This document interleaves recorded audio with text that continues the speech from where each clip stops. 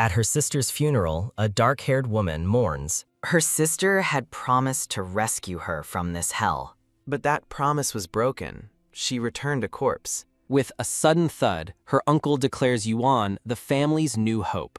He pressures her to accept the burden for the family's sake. Lost in despair, she wishes she had died with her sister. From the shadows, her uncle and a red-haired woman watch, predicting trouble. The uncle smirks, greeting the newly arrived Marquis Campani. An imposing man, the Count of Feli, makes his entrance. He sneers, recalling the rumors of their family's healing power. He declares the deceased a fake, accusing them of hiding the real healer. The Count threatens him with the first prince's wrath, demanding the real one. Panicked, the uncle refuses to give up the child, but the Count dares him to defy the prince. The Count scants, mocking his foolishness and lack of shame. The uncle seethes, his plan to exploit the girl's power now ruined. Their attention turns to Yuan, still grieving by the coffin. With a sharp grab, he screams their family will be ruined without his brother's last bloodline. Suddenly, he cries out, "Arg!" A heavy cane strikes him down. The Count addresses her as Lady Yuan of Feli, ignoring her uncle's desperate protests. He makes an unexpected offer: become the next crown princess. A handsome blonde man with violet eyes smirks with confidence.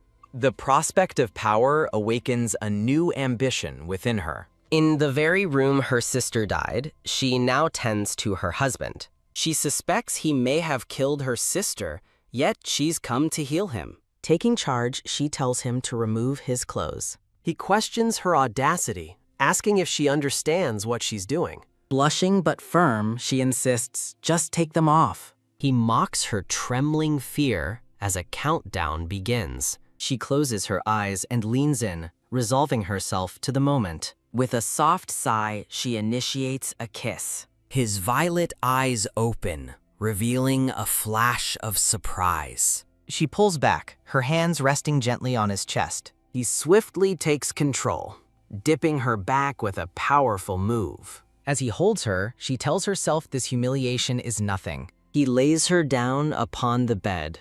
A memory surfaces of a younger, happier Yuan with her dollhouse. A smiling maid asks the young Yuan why she's so happy. She joyfully explains her sister is finally coming to be with her. She dreams of her perfect family, planning to drink eggnog together. Giggling, she hopes her sister likes dolls and will arrive soon. A frantic maid bursts in, calling her name. With a crash, the image of her parents shatters into pieces. In a cold hall, Yuan peeks out as two strangers arrive. A sad, blue-eyed woman in a cloak gazes at her. She and a man walk toward Yuan, who watches nervously. The man speaks her name, and she looks up, startled. The woman embraces her, apologizing for arriving alone. "I'm Louise," she says, "your sister." And so Yuan's new life began. But her uncle's family declared their own claim. We're a family now. She recalls her uncle ransacking their family home. The loyal household staff were dismissed and sent away. Nothing remained of the beautiful home her parents built. In the past, Louise and Yuan stood together defiantly. Their cruel cousin Regina mocks Louise's maid attire. Louise demands the return of a precious gift meant for Yuan. Thump! She is thrown harshly to the ground. Regina's brother, Frederick, warns her against acting out. As Yuan cries for her mother, Louise offers comfort. She gently takes her younger sister's hand. Yuan tearfully asks her sister if she is mad. Louise admits her anger pales beside Yuan's sadness. She offers a warm, reassuring smile for her sister. Then she pulls Yuan into a tight, protective hug. "I'll always be by your side," Louise promises. She lovingly asks if Yuan knows how much she loves her. The memory of that love brings fresh tears. Returning to the present, her husband watches her intently. Overwhelmed by memory, she weeps in his arms. She remembers her sister leaving, only to return dead. But through it all, she never resented her. Now she vows to endure this misery to find answers. She will uncover the truth behind her sister's death. As she cries, she tells her sister not to worry. A wave of blue light surrounds their embrace. As he lies upon her, her healing power flows. He mocks her endurance, asking if she wants more. Desperate, she begs him to let her finish. He seizes her, turning the tables with a swift move. She finds herself sitting astride him on the bed. She takes out a small vial containing a glowing light. Eat this, she insists, but he scoffs at the poison. She promises he'll feel better after taking it. A gentle blue energy envelops them as she administers it. His violet eyes watch her with a curious intensity. Suddenly, his body goes limp beneath her. A sharp pain radiates through her own body. She grabs her head, crying out in agony. A memory surfaces of a lavish high society party. A younger Louise stands silently in a maid's uniform. A noblewoman in green sits at a table, clearly unwell. She looks up, her face a mask of irritation. A mustached man arrives with Louise, apologizing for their lateness. The woman demands immediate treatment for her piercing headache. He assures her that Feli's medicine will work quickly. With a harsh glance, he orders his assistant to begin. Louise nervously approaches the suffering lady. The man reveals his secret. The medicine is just bitter water. The real cure is Louise, who can absorb pain through touch. As golden light flows, she takes the woman's agony upon herself. A woman gasps, shocked by the high price of Feli's medicine. She declares her headache is miraculously gone. Others clamor for the cure, one dramatically claiming he's on death's doorstep. In her memory, the desperate nobles become demonic figures demanding more. One was a noblewoman suffering from a chronic illness. Another was a man crippled in a carriage accident. And one was a man nearly lost his arm to an arrow. Her uncle calms the crowd, as narration reveals only Yuan Feli can save them. He tells his special clients to keep the rare medicine a secret. Leaning toward the exhausted Louise, he asks if she understands her role. He commands her to fulfill her duty as the narration names Yuan Feli the true savior. Returning to the present, she kneels on the floor, thinking her blood proves her readiness. She recalls her husband, the monstrous and scarred fallen prince, Claude Euphrates.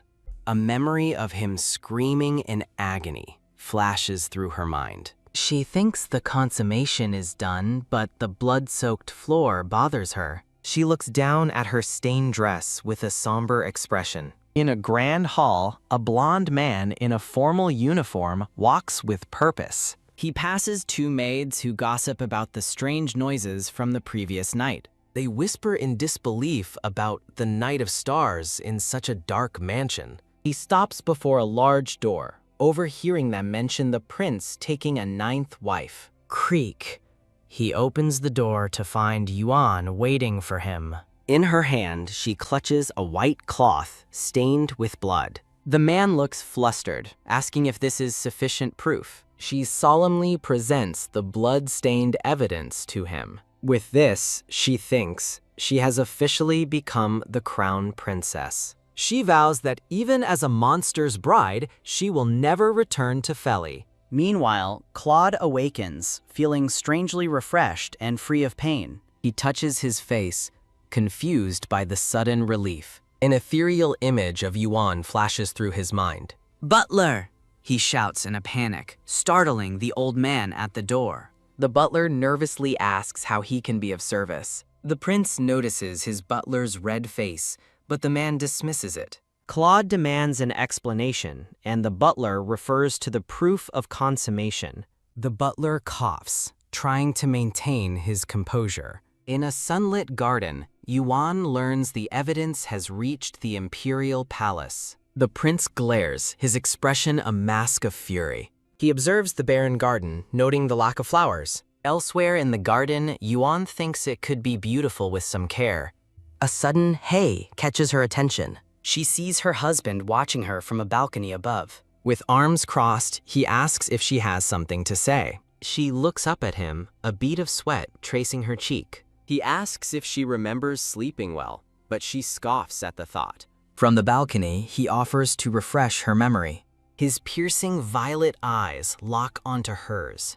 Standing alone, she admits to herself that she may have acted recklessly. She clenches her fist, vowing never to speak of her healing ability. She fears he would become a monster like her uncle if he knew the truth. She resolves to make herself useful without revealing her secret power. Now that the marriage is official, she reaffirms her right to be there. She looks at her husband, suspecting he's the one who killed her sister. She resolves that the potential murderer is the one who should be cast out. He asks what she is doing, and she questions if he regrets her bruised face. Touching his own bruised face, he can't believe what he did last night. She looks on, confused by his reaction. They stand in an awkward, uncertain silence. He panics, demanding she help him remember as promised, and she readily agrees. She senses that while he isn't angry, he's about to explode.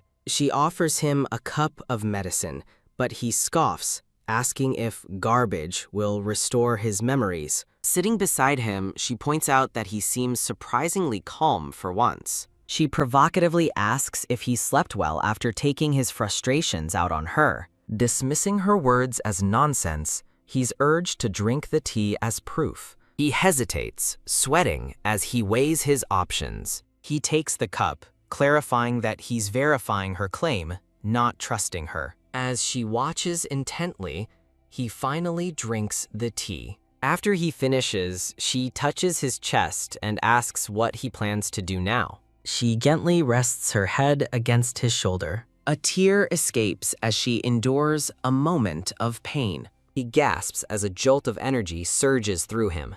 Wincing, she reminds him that this is her prescription. She explains her treatment combines medicine and human touch, its effects now clear. As her power works, she begs him to remember this time. He looks down at his chest, stunned and confused by the sensation. As he rises in a daze, she collapses to the floor, completely drained. Ugh, she cries out, overwhelmed by the backlash of her healing.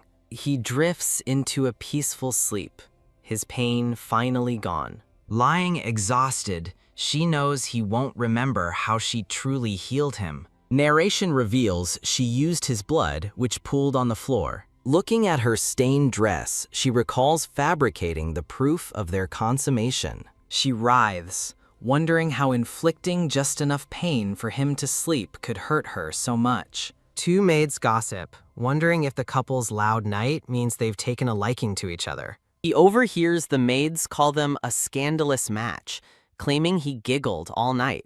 Flustered, he accepts the medicine worked, but rejects the idea of prescribed human warmth. He remembers her taunt about him sleeping better after unleashing his frustrations. Mortified, he wonders what trick she used to make him forget their passionate night. He watches her figure retreat down the long corridor. The prince questions the commotion, and his butler reports a desire to tend the garden, which he dismisses as servant's work. The butler smiles sheepishly, apologizing for the management of the staff. Yuan glances back over her shoulder with a knowing look. He watches her departure with a hardened expression. He turns and abruptly storms away, leaving the butler startled. Lying down, he orders his butler to say he's sleeping and to get out. The nervous butler walks off, wondering who was just dismissed. The scene shifts to the Grand Forelli estate, which appears unchanged since Yuan's departure. The halls remained filled with lavish and beautiful furniture. An army of maids kept the estate looking impeccably clean. But internally, things were shattered, as a desperate nobleman complains his father will only take Feli medicine. The nobleman points at the count, mocking his healthy looks and questioning his sickness. Angry nobles bombard the count, furious that their medicine supply has been cut off despite their massive investments. The Count nervously tries to placate the mob, insisting he's already pushed himself too hard.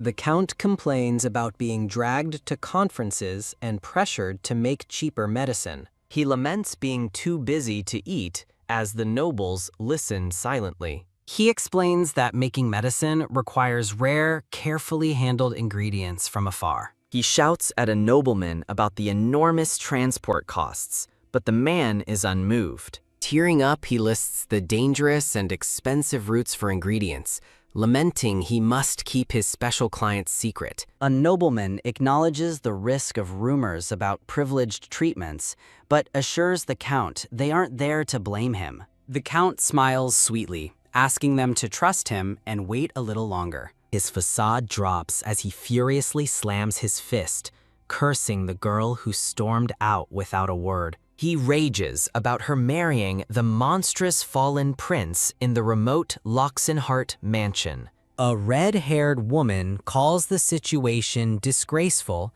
vowing to make her pay upon her return. Her blonde-haired companion looks on with a bored expression. He points out the marriage could be a lucky connection to the imperial court, asking a woman named Regina for her thoughts. An unseen person wonders about the power that girl, Yuan, truly holds. The Count panics, realizing he's only fending off visitors with excuses and fears she may never return. He dreads the uproar from powerful families awaiting their special appointments. He consoles himself that at least he won't have to provide a dowry or land. One red-haired woman tells another to simply pretend Yuan, who never debuted, doesn't exist. A man wishes Yuan had married Count Trelawney's son, infuriating the two women who just heard the news. As another man speculates on the romance, the blonde son yells for everyone to shut up. The Count erupts in anger, shouting that they can't marry off his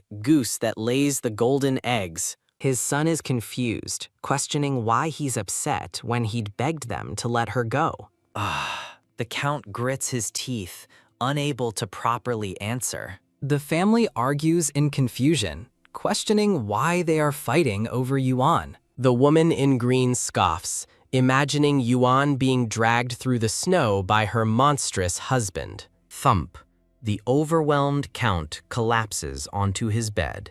His wife warns him that lying around won't help as inquiries about Feli pour in, but he just clutches his head in pain. Regina glares with intense frustration. She sits down beside her ailing father. Leaning in, she boasts she's far more capable and has better handwriting than that weakling. She calls out to her father, who remains unresponsive. As she shouts for him, her mother grabs her, telling her to be quiet.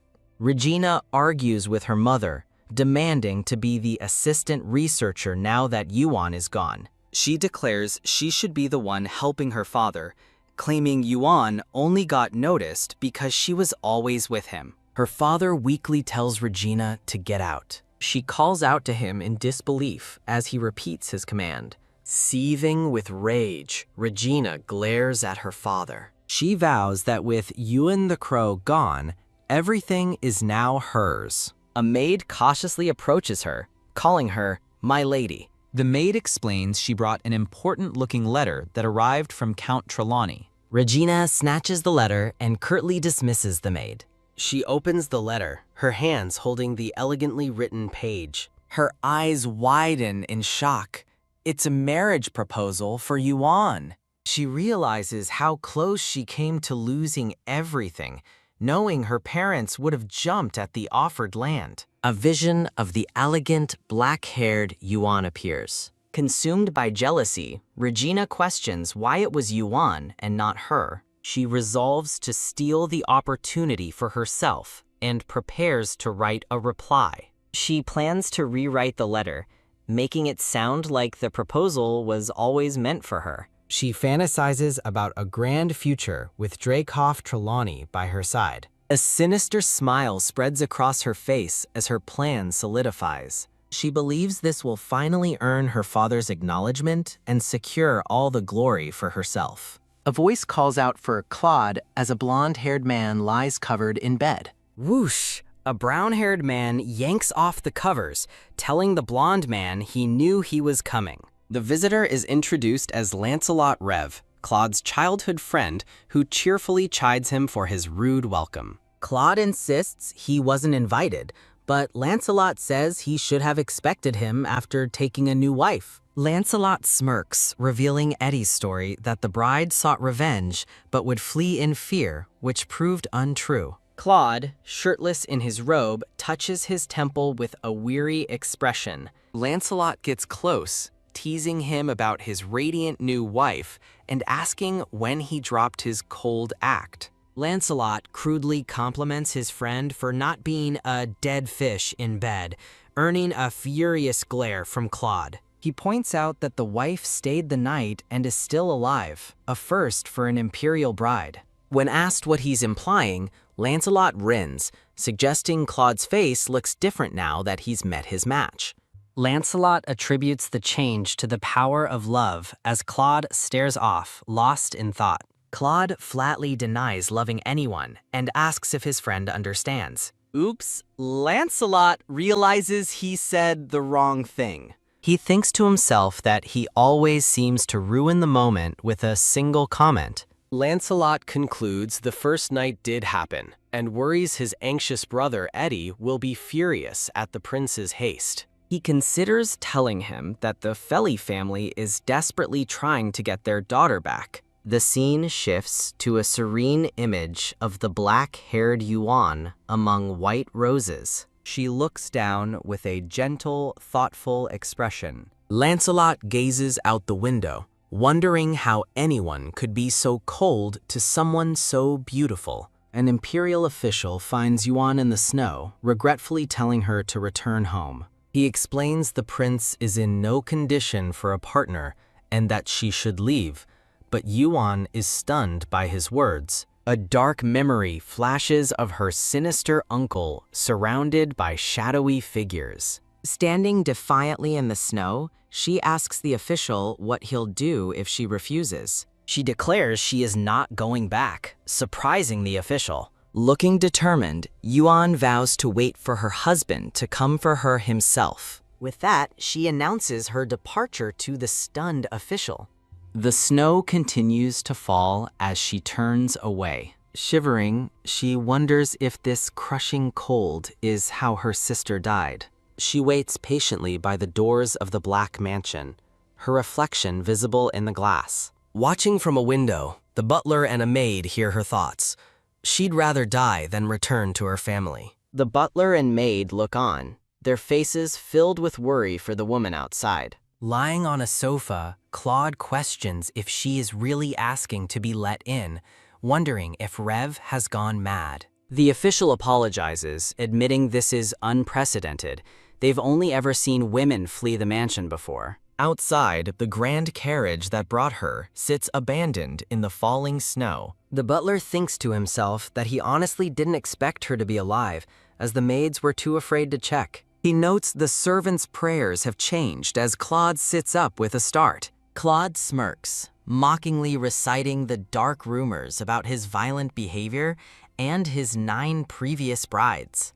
The official quietly tells the butler that it isn't the prince's fault. Startled, Claude turns away and retorts, "Who said it was?" Through the window, the empty carriage remains waiting in the snowy courtyard. Claude peers through the curtains, his violet eyes fixed on the scene outside. He coldly thinks that if she hates returning home so much, she can just die elsewhere. Resolved, he decides he will have to make her run away himself. With a grimace, he gives a sharp order to lock down the entire mansion. He then coldly instructs the official to tell Rev to start looking for wife number 10. He takes a pill from a vial, wondering whether to prepare a coffin or divorce papers, as he grits his teeth in pain. The official asks if he'll even try to find happiness, but the word triggers a painful memory for Claude. Claude confronts the Marquis, asking if his uncle's version of happiness, a wife and family, is what he means. Overwhelmed by anguish, he covers his face, asking who could possibly want a husband like him. Tears streaming down his face, he wonders who would ever want him as a father. Yuan recalls over a decade of failed treatments and experimental medicines. The hereditary disease of her family, she thinks, never let go. She reflects that while the illness skipped her father, it tragically afflicted Louise. A single tear falls as she remembers, though a glimmer of hope remains. She wonders if her smiling sister truly died on her own terms.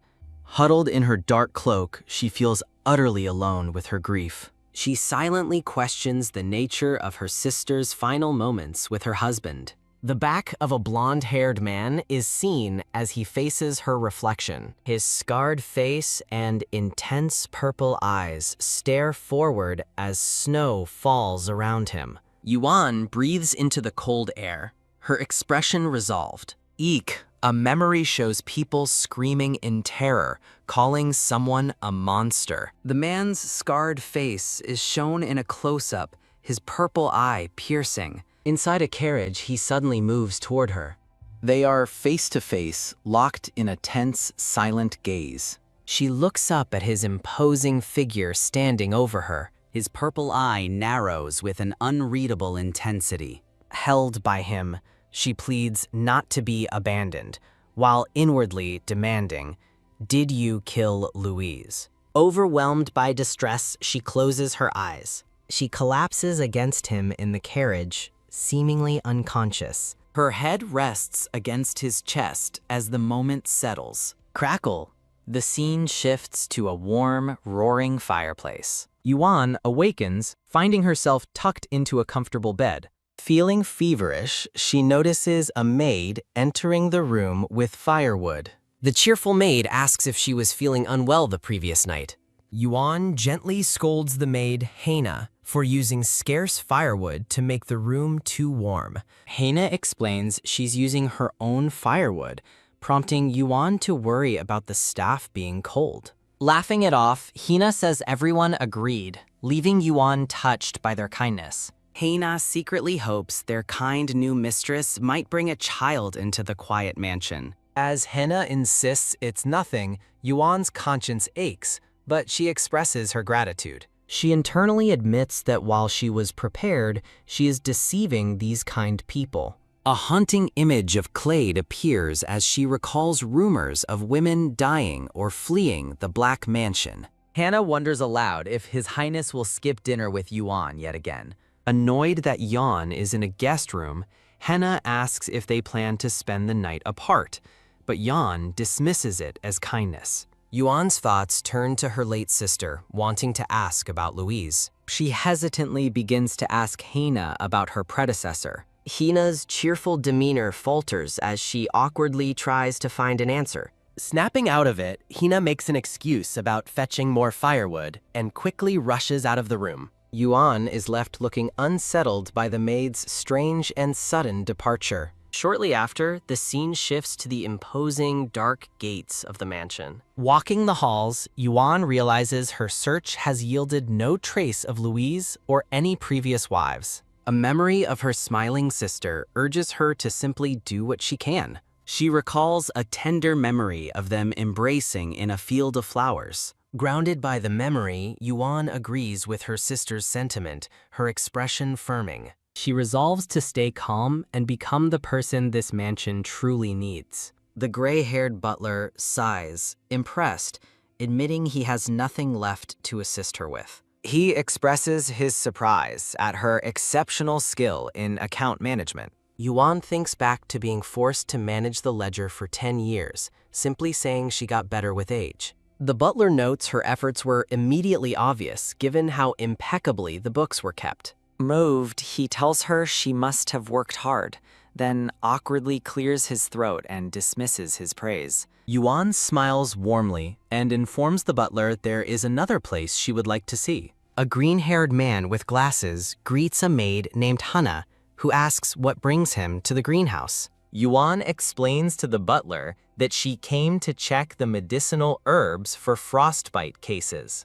With a smile, Yuan introduces the green-haired man as the useless court physician, stunning him. The physician awkwardly explains he's stuck doing odd jobs because the prince won't let him near. Yuan asks the physician if he's from the farrier family. The physician is utterly shocked to learn she is from that farrier family. He freezes, trying to process the stunning revelation. Hina asks the starstruck physician what the fuss is about and questions what Feli is. The physician recoils in disbelief, shouting at Hina for not knowing of Feli. He passionately explains that Feli is the most prestigious medical family in the nation, whose books are essential and through whom all matters of life and death pass. He scolds Hina for her ignorance, but she retorts, asking why a maid would ever be examined by a physician. Ahem.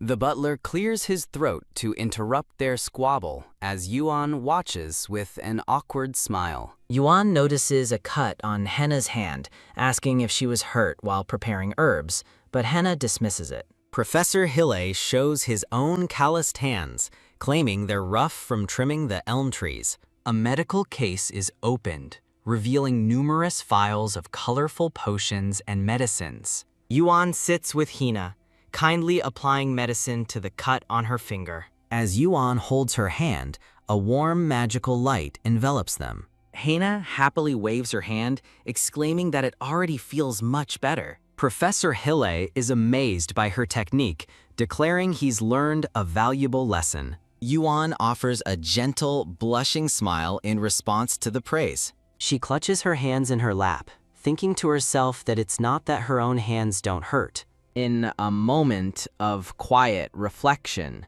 she sits serenely amidst a golden glow. The gray-haired butler observes her with a kind, knowing smile. He informs Yuan that her belongings will be moved and she should go rest in her new room.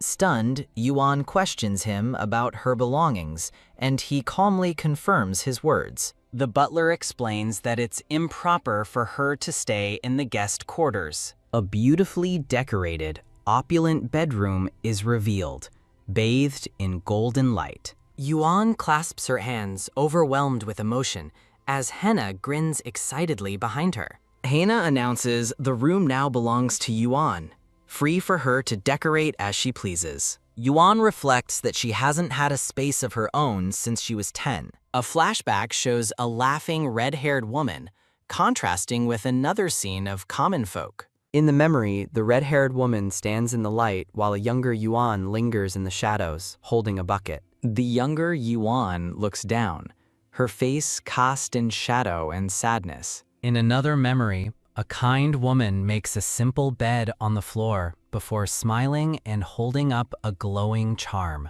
The woman comforts a young girl named Louise, asking her what kind of room she would want someday. Back in the present, Yuan declares she wants a room with her own lab.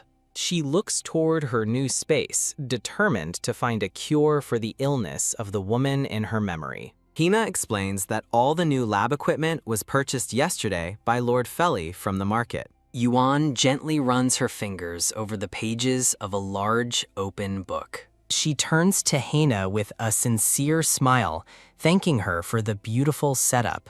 Henna beams, telling Yuan that everyone is truly happy she has become the lady of the house. Hannah's face is alight with pure, unadulterated joy. Yuan blushes, touched by the genuine warmth and acceptance. Gia! A scream pierces the silence as a hand violently shatters a mirror. Ah! An agonizing scream echoes as dark splatters cover the scene. A figure writhes in pain on the floor, begging for help as a broken mirror reflects a vision of fire. A shard of glass reflects the tormented face of the blonde-haired prince, Claude. Clutching a dagger, Claude screams as the narration reveals a curse returns each night to isolate him in pain. A violent splash of dark blood stains the air. While walking down a hall, Professor Hille is startled by a sudden, terrifying scream. Ugh.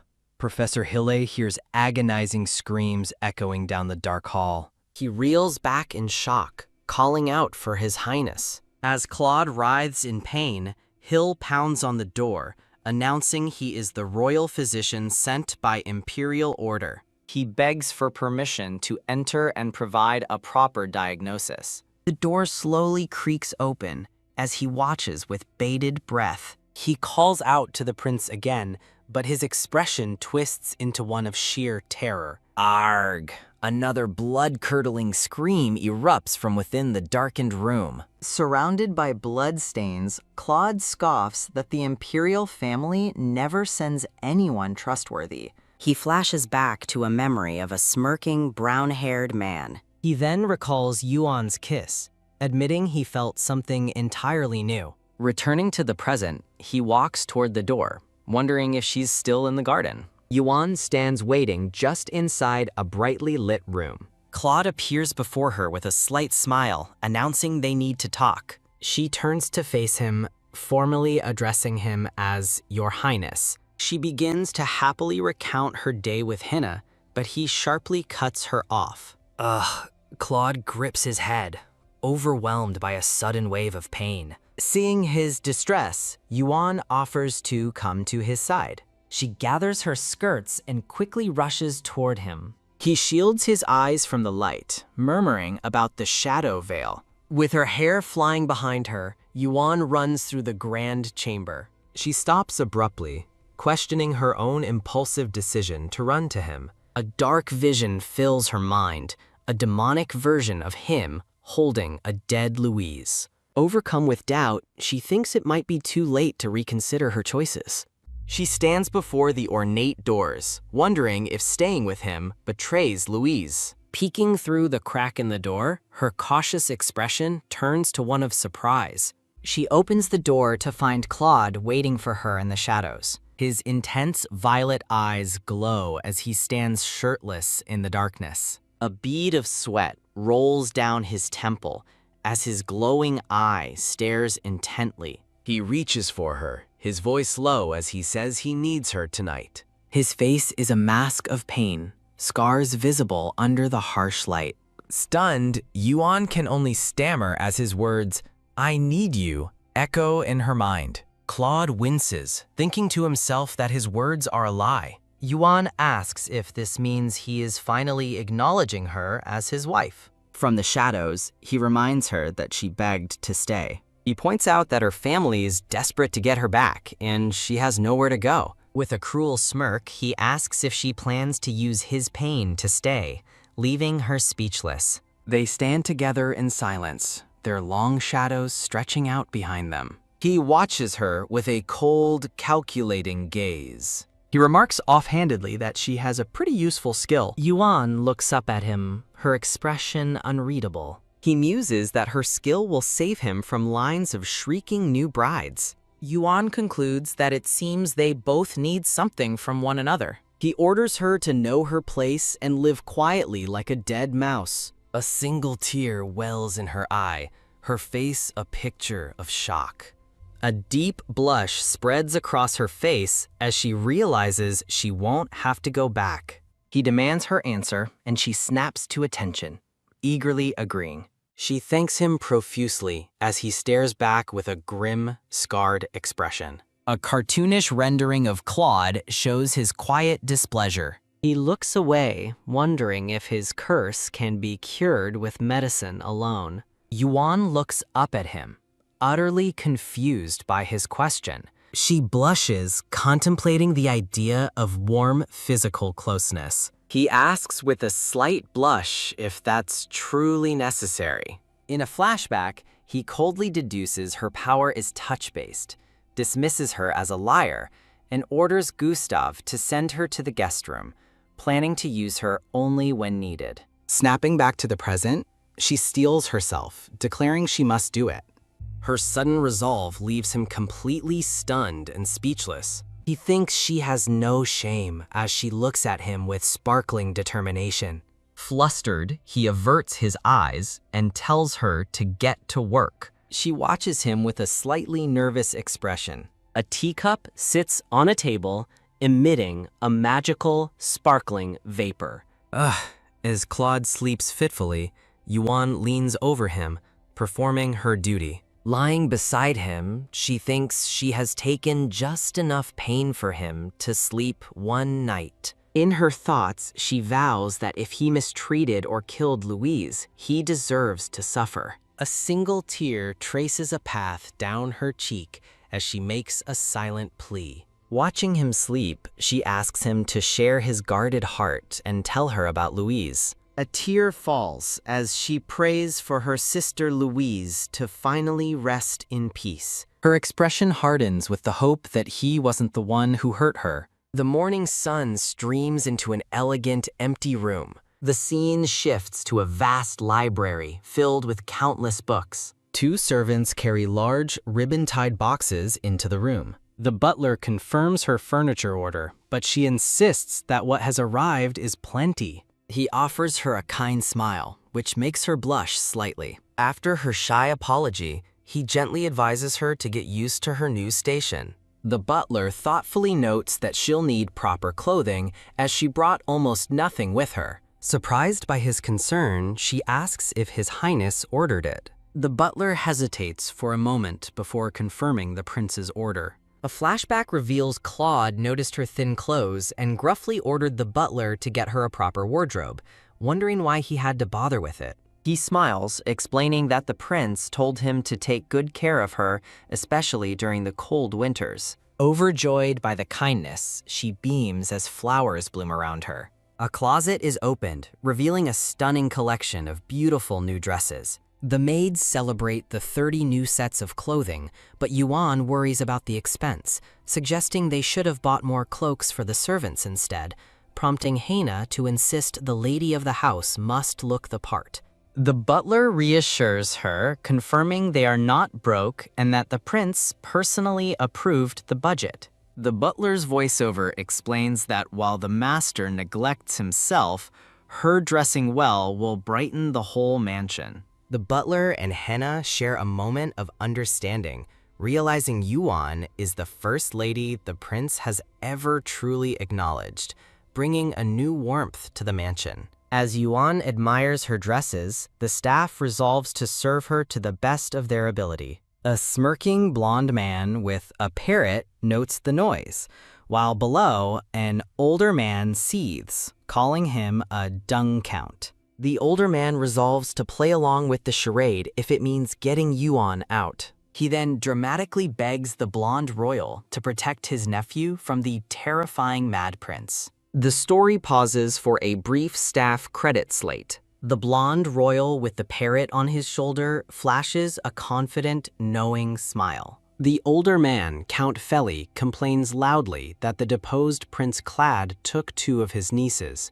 He continues his dramatic lament, crying that there wasn't even a proper wedding. Count Feli bows deeply before the unimpressed blonde royal. His face is a mask of sheer terror as he looks up from his bow. The royal laughs, dismissing the idea of a wedding as a complete waste. He mockingly adds that finding a bride for the prince was a misuse of manpower, turning to his aide for agreement. The mustached aide angrily agrees, declaring that a shameless man like Count Feli shouldn't show his face at a wedding anyway. The aide calls them a perfectly matched pair of cockroaches, causing Count Feli to tremble in fear. The aide internally marvels that the count is still alive after trying to deceive the royal. The royal smiles with satisfaction as the terrified count remains bowed before him. He offers the count a chance to see his niece at the Black Mansion,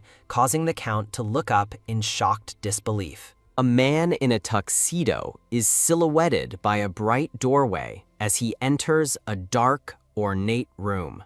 He gasps in horror, looking down at the bloody contents of a wooden box. Blood splatters across a pale surface. The blonde-haired royal stares ahead with a cold, unsettling gaze. The narration states that he responded without hesitation. Count Feli looks up in pure, sweating disbelief, stammering, "Pardon?" A white-haired man with a parrot on his shoulder smirks, telling his pet Blineko that he's thrilled his older brother has found a match. The blonde royal sarcastically compliments the parrot's eye for beauty, mocking Count Feli. Count Feli stammers nervously under the royal's condescending gaze. The Count panics internally, shocked that the deposed prince found a match and has first night proof. As the royal and his entourage depart, he taunts the treacherous Count Crap, promising entertainment soon, while the Count protests his innocence. The Count desperately reminds the royal that he offered 2 nieces, not just one, as the royal asks his parrot if they should let Count Crap join in. With a sly grin, the royal muses that this will be a good way to test if the Count is still a useful vassal. The mustached aide voices his agreement with the plan as Count Feli looks on in despair. Count Feli stands frozen as he is surrounded by the sinister, smiling silhouettes of other nobles. He trembles with rage, internally screaming, "What the hell did I just hear?" The scene shifts to a peaceful evening.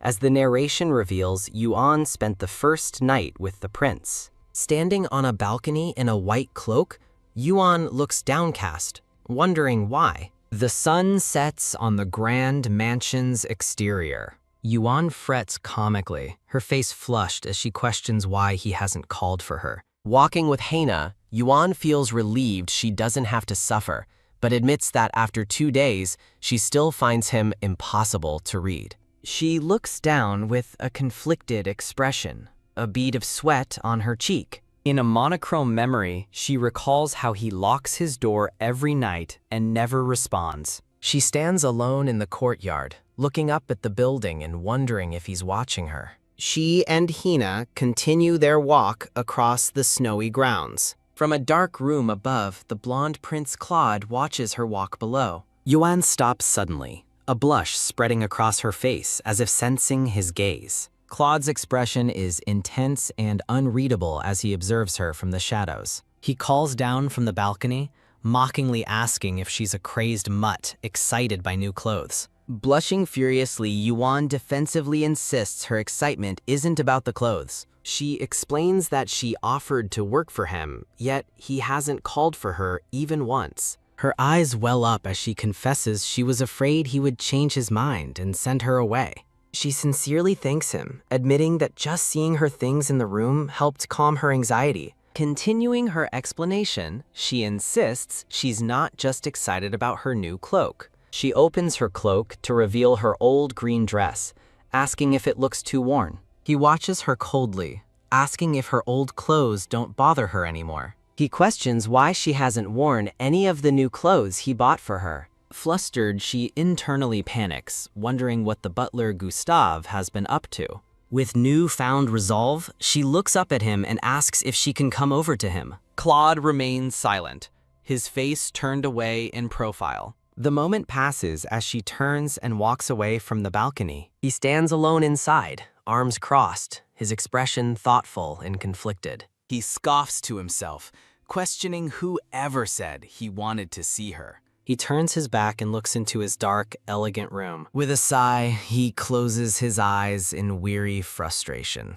A stunning lavender gown is partially visible as someone approaches a doorway. Yuan makes a grand entrance, radiating confidence and beauty in her new dress. Claude is momentarily stunned by her appearance, a faint, surprised smile gracing his lips. His expression quickly hardens as he coldly demands to know who said she could come in. Startled and hurt by his harsh words, she nervously clutches the fabric of her dress. Overwhelmed with gratitude for her beautiful new dress, she quietly says, "Thank you." Claude approaches, his robe open, and asks with concern if she is feeling unwell. She confronts him, asking why he never came for her, and he turns away, simply asking why. He coldly suggests she's upset about not having any chores, but she denies it. She correctly deduces that he's in pain and promises to visit him every evening at sunset. From behind, he listens as she specifies that she'll come every day around the same time. She adds that if sunset is too early, she can always come by a little later. As she turns to leave, she stops to pour him a cup of tea. A click sounds as Claude looks on with a slight blush, intrigued by her offer. She offers him the warm teacup, making a formal request to His Highness. With a determined look, she asks him not to lock his door anymore. He stares at her, his purple eyes intense, and his expression unreadable. He accepts the cup of tea she's prepared for him. She watches quietly as he takes a thoughtful sip of the tea. Her inner thoughts reveal her hope of learning the truths she has longed to know. Realizing nothing comes without a price, she embraces him tightly from behind. The moment dissolves into a blur of sparkling lights, signaling a passage of time. The next morning, Claude awakens in bed alone, wondering if it happened again. He sits up, realizing he can't remember last night, and that the raven is gone. He tries to dismiss it, thinking to himself that he doesn't care. He glances down at his perfectly intact robe. He notices the sheets beside him are rumpled, as if someone had a restless night. Confused, he realizes the knots on his robe haven't even been undone. Bang! The doors burst open as a voice shouts, "Clade!" A brown-haired man with glasses and a younger man storm in, demanding to know if he's going to laze in bed all day. The man with glasses angrily reminds Clade that he hasn't answered any of his letters. He chides Clade for sleeping peacefully during a crisis, sarcastically noting the prince's lack of urgency. The man presses closer, demanding to know if Clade is aware of the situation at court and calling his inaction negligence. As the younger man watches nervously, Clade looks back with a blank, confused expression. Still sitting on his bed, Clade simply asks what is going on. The man with glasses lets out a frustrated sigh, clutching his cravat. He tosses a glowing, ornate envelope onto the bed for Clade to see. "See for yourself," he says, revealing the golden letter sealed with a purple wolf crest. Clade picks up the ominous letter, his expression turning serious. The younger man warns him that the letter is a threat as Clade sits heavily on the bed. The letter is a summons from the very uncle who turned Clade into a monster. The memory flashes to a bloody battlefield littered with fallen swords. It's an invitation to a marriage celebration for a nephew he hasn't seen in a decade. Clade's face darkens with rage as he stands and demands to know where his wife is. The man with glasses scoffs, but Clade cuts him off, ordering Yuan be sent to his room immediately. He turns away, gripped by the fear that she could be hurt by his enemies. A carriage travels through a snowy forest as a voice wonders if her ladyship is staying for good. Yuan smiles warmly in her new winter cloak while Hina beams with excitement beside her. Hina gushes that she now believes there's someone for everyone, while Yuan blushes, thinking they are, for all intents and purposes, a couple. She and Hina enjoy their ride through the beautiful snow-covered landscape. Yuan recalls how she once felt she was approaching an unknown beast in this same forest. But now she sees him as a wounded, defensive wildcat, rigid, rude, and sharp-edged. The memory of Claude's handsome, blushing face comes to her mind. She smiles softly, sensing that he's trying to imagine the moments he can't remember. Suddenly, a horse's neigh startles a maid who announces the arrival of the young Marquis and Lord Lancelot. Yuan is helped from the carriage by a man in a top hat. Thump. She enters the grand mansion, where the staff bows in unison. She internally observes that the house seems unusually busy. The young, brown-haired Lord Lancelot looks over at her with a blush. He and the man with glasses greet her, the latter looking surprised to see her. Lancelot shouts, "Brother!" in shock, looking past the man with glasses toward an unseen figure. Flustered, Lancelot makes an excuse about an urgent matter and promises to send a proper letter later. The man with glasses advises her to see Clade, causing Yuan to worry that he's ill again. Lancelot stands speechless as the man with glasses glares angrily behind him. Recovering quickly, Lancelot flashes a bright, charming smile. The older man with glasses approaches Yuan to speak with her. He presents a sealed letter, ominously noting its sender. Yuan's expression turns grave upon hearing the news. The letter is addressed to my ungrateful niece, Yuan Feli. The image of her furious uncle appears, berating her for abandoning her family. Rip, Her uncle's hateful words threaten to drag her out of the mansion. She burns the letter, vowing that their conversation isn't over. Tap, tap, tap. Standing by the window, Clade asks who is there, and she announces herself. He permits her entry, and she peeks cautiously into his room. He turns to her with a stern expression, demanding to know where she was. Seen through the window, she explains that she heard about a nearby chapel. In a memory, she makes a request to a bandaged man before they depart.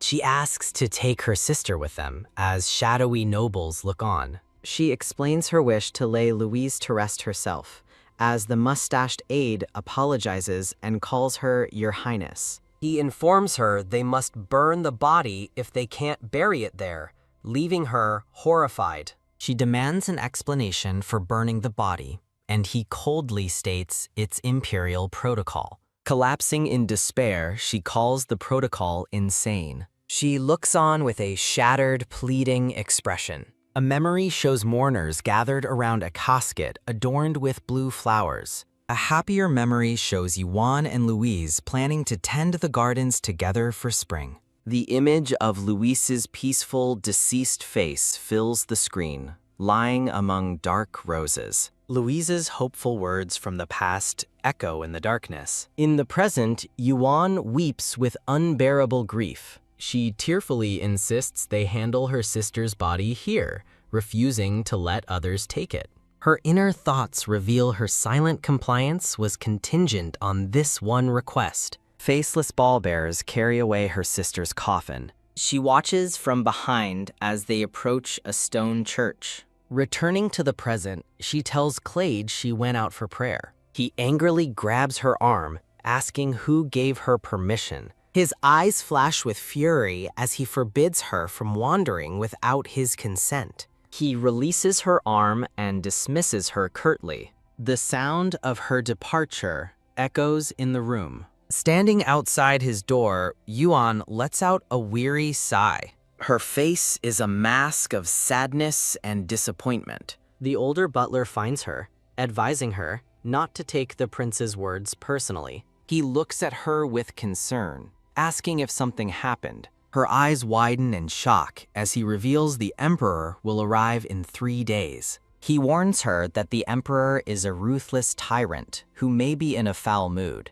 She recalls the rumor that this emperor seized the throne by ousting Clade. Burning the emperor's letter, she finally understands the cruel reality of the situation. A thought reveals her realization. He was hurting, not just sick. Clade sits in darkness, overwhelmed by pain and grief. The butler tells her that he understands the situation now. She recalls him saying he's the only one who truly understands his own hatred for the emperor. She tenderly reaches for him in a hazy, intimate memory. A head maid orders the staff to hurry as palace attendants from the capital arrive to prepare for the emperor's sudden visit. As maids admire the scene, Yuan thoughtfully considers getting them new, warm uniforms. A phalanx of royal guards stands ready in the cold. The grand doors to the mansion swing open. She observes that the mansion is unusually full of life. She gazes up at the sunlit mansion exterior. Her expression is serene as she takes in the scene. The moment shatters into a crystalline memory. In a memory, she speaks of lonely people, and Clade offers what little comfort he can. He reminds her that she's no longer in the palace and is starting a new family. She nervously wrings her hands, absorbing his words. She places her hand over his, thinking it's time to let go. He confronts her, intensely demanding to know what she could possibly understand. Her composure cracks under the weight of his question. He coldly tells her not to pretend she understands and to just do her job. He then forbids her from wandering around on her own. She reflects on how understanding and consolation are different, her heart aching from his rejection despite being used to it. She watches him, wondering why someone so beautiful can be so hurtful with his words. His shadowed face reveals a dangerous, intense gaze. She surprises him with a sudden kiss on the cheek. She embraces him, knowing she is the secret to his peaceful sleep. Holding him tighter, she thinks that he's the one who is truly ignorant.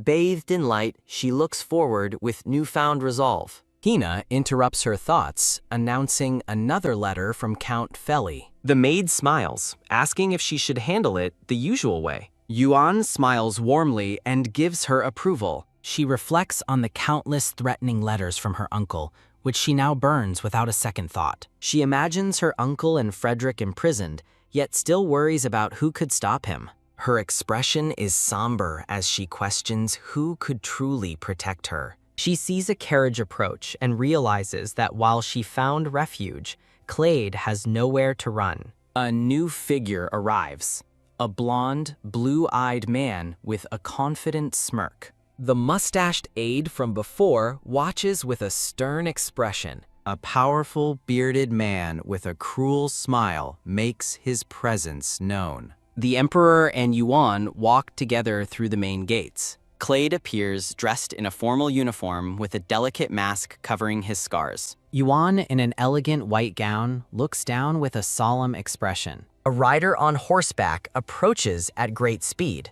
The Emperor looms over them, his eyes glowing with intimidating power. She stands beside Clade, a faint blush on her cheeks. The Emperor dismounts his horse with imposing authority. He strides confidently toward the waiting couple.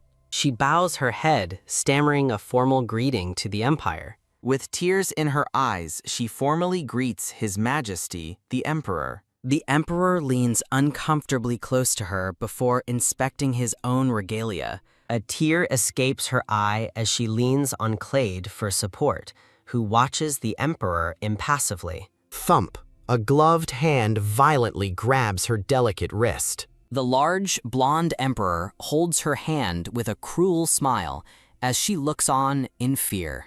Trembling, she is unable to pull her hand from his powerful grip. She realizes with horror that Emperor Igor Euphrates is more than just a tyrant. He brings her hand to his lips with an unnerving gentleness. The sound of rustling silk fills the tense silence. He presses her hand against his mouth, and she recoils in disgust. His eyes gleam with madness as she thinks he's a complete mad dog. An advertisement for translators, proofreaders, and editors is displayed. Alone in a grand hall, Yuan stands quietly by a window bathed in sunlight. A memory of a hand reaching out over dark, swirling water surfaces. A sudden voice calls out, "Hey," as Clade appears before her. He looks down at her, his expression cold and unreadable. Startled, she stammers his title, nervously clutching the front of her gown. He turns and walks away, sternly forbidding her from wandering off without permission. Tears of sorrow and frustration well in her eyes as he leaves. The scene shifts to a lavish spread of cakes and fine desserts. In a crowded, opulent room, a voice wonders if this is where Yuan is now living. A red-haired woman named Lady Regina dismisses the mansion as gloomy, but her companion reminds her it's the former crown prince's residence. The companion flinches as Lady Regina turns her sharp gaze on her. Lady Regina scoffs, annoyed that she can't speak her mind on royal property. She daydreams about Lord Dracop Trelawney, plotting to create a scandal and become the belle of the season. She confidently asserts that no man would reject a Feli daughter, while her family complains about their poor seating arrangement. With her nervous companion in tow, she scans the party, searching for Dracop. They stand on a balcony, looking down at the guests mingling below. Yuan watches the party with a calm, composed expression. Lady Regina's eyes lock onto Yuan with a malicious grin, causing Yuan's composure to falter. The red-haired woman approaches, her concerned companion trailing behind. She greets Yuan with a condescending smile. Hiding behind her fan, she pointedly asks where the disgraced prince is. The young woman in yellow steps forward, nervously greeting Yuan as the former crown princess. Lady Regina laughs, finding the formal greeting ridiculous. She offers to introduce her companion, Lady Sophia, to Yuan Feli. She cruelly defines Yuan as the runaway cousin, then asks Sophia if she knows what her parents did for Yuan. Yuan grips the pendant on her dress, her knuckles white. Lady Sophia looks on in horror At the public humiliation. With quiet intensity, Yuan asks Lady Regina to step outside with her. The scene transitions to an empty balcony hallway. On the balcony, Lady Regina mocks Yuan's good life, accusing her of selling herself to a monster to afford nice clothes. She calls it a clever move, like stealing her father, but Yuan retorts that Regina's family were the thieves. Regina gasps in disbelief, exclaiming, "What?" Yuan coldly states that Regina's mother took her mother's bedroom and Regina took hers. Enraged, Regina calls her a parasite for daring to speak about her house that way. Yuan meets her fury with a cold, unwavering glare. She points out that if she were worthless, Regina's parents wouldn't be sending threats begging for her return. Yuan lands a final, cutting remark, asking if Regina's father ever sought her out for work. A memory flashes of a younger Regina standing alone, overlooked and dejected. Another memory shows her screaming in rage as her father collapses. In the present, her face contorts with pure, unadulterated hatred. She lets out a single, bitter laugh. Ha! Lady Regina sneers that Yuan sold herself to her sister's potential murderer. She accuses Yuan of using her father and sister and now trying to take her sister's place. Yuan denies it, but Regina retorts she stole her sister's intended husband and home. Leaning in with a crazed smile, Regina asks if Yuan thinks she's blind to her scavenging nature. From across the hall, Yuan watches the party, her gaze fixed on Clade. Regina mocks their union, calling them two broken halves that make a perfect fit. She whispers that his looks are pointless, as everyone knows the filth hiding under the mask. Regina smugly declares they deserve each other, then gives Yuan a final, ominous warning. Whack! She violently grabs Yuan's arm, demanding she write back to her father. Regina threatens Yuan, claiming she stole something important and calling her a crow.